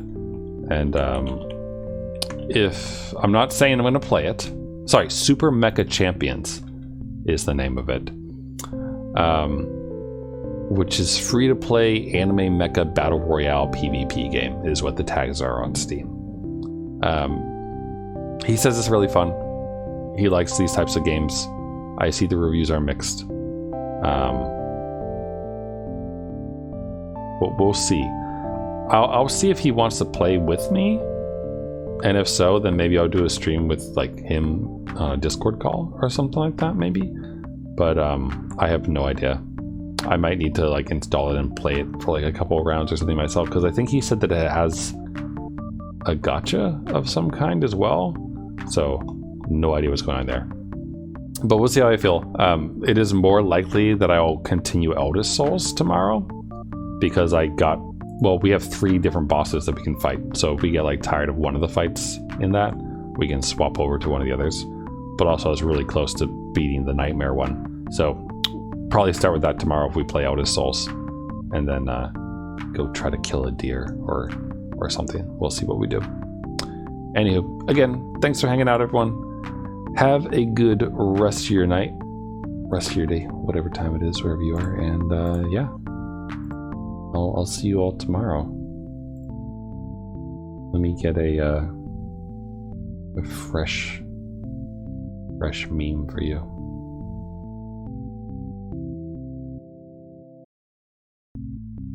I had one. Where did it go? Oh, yeah. The freshest of memes. Here you go. Bye.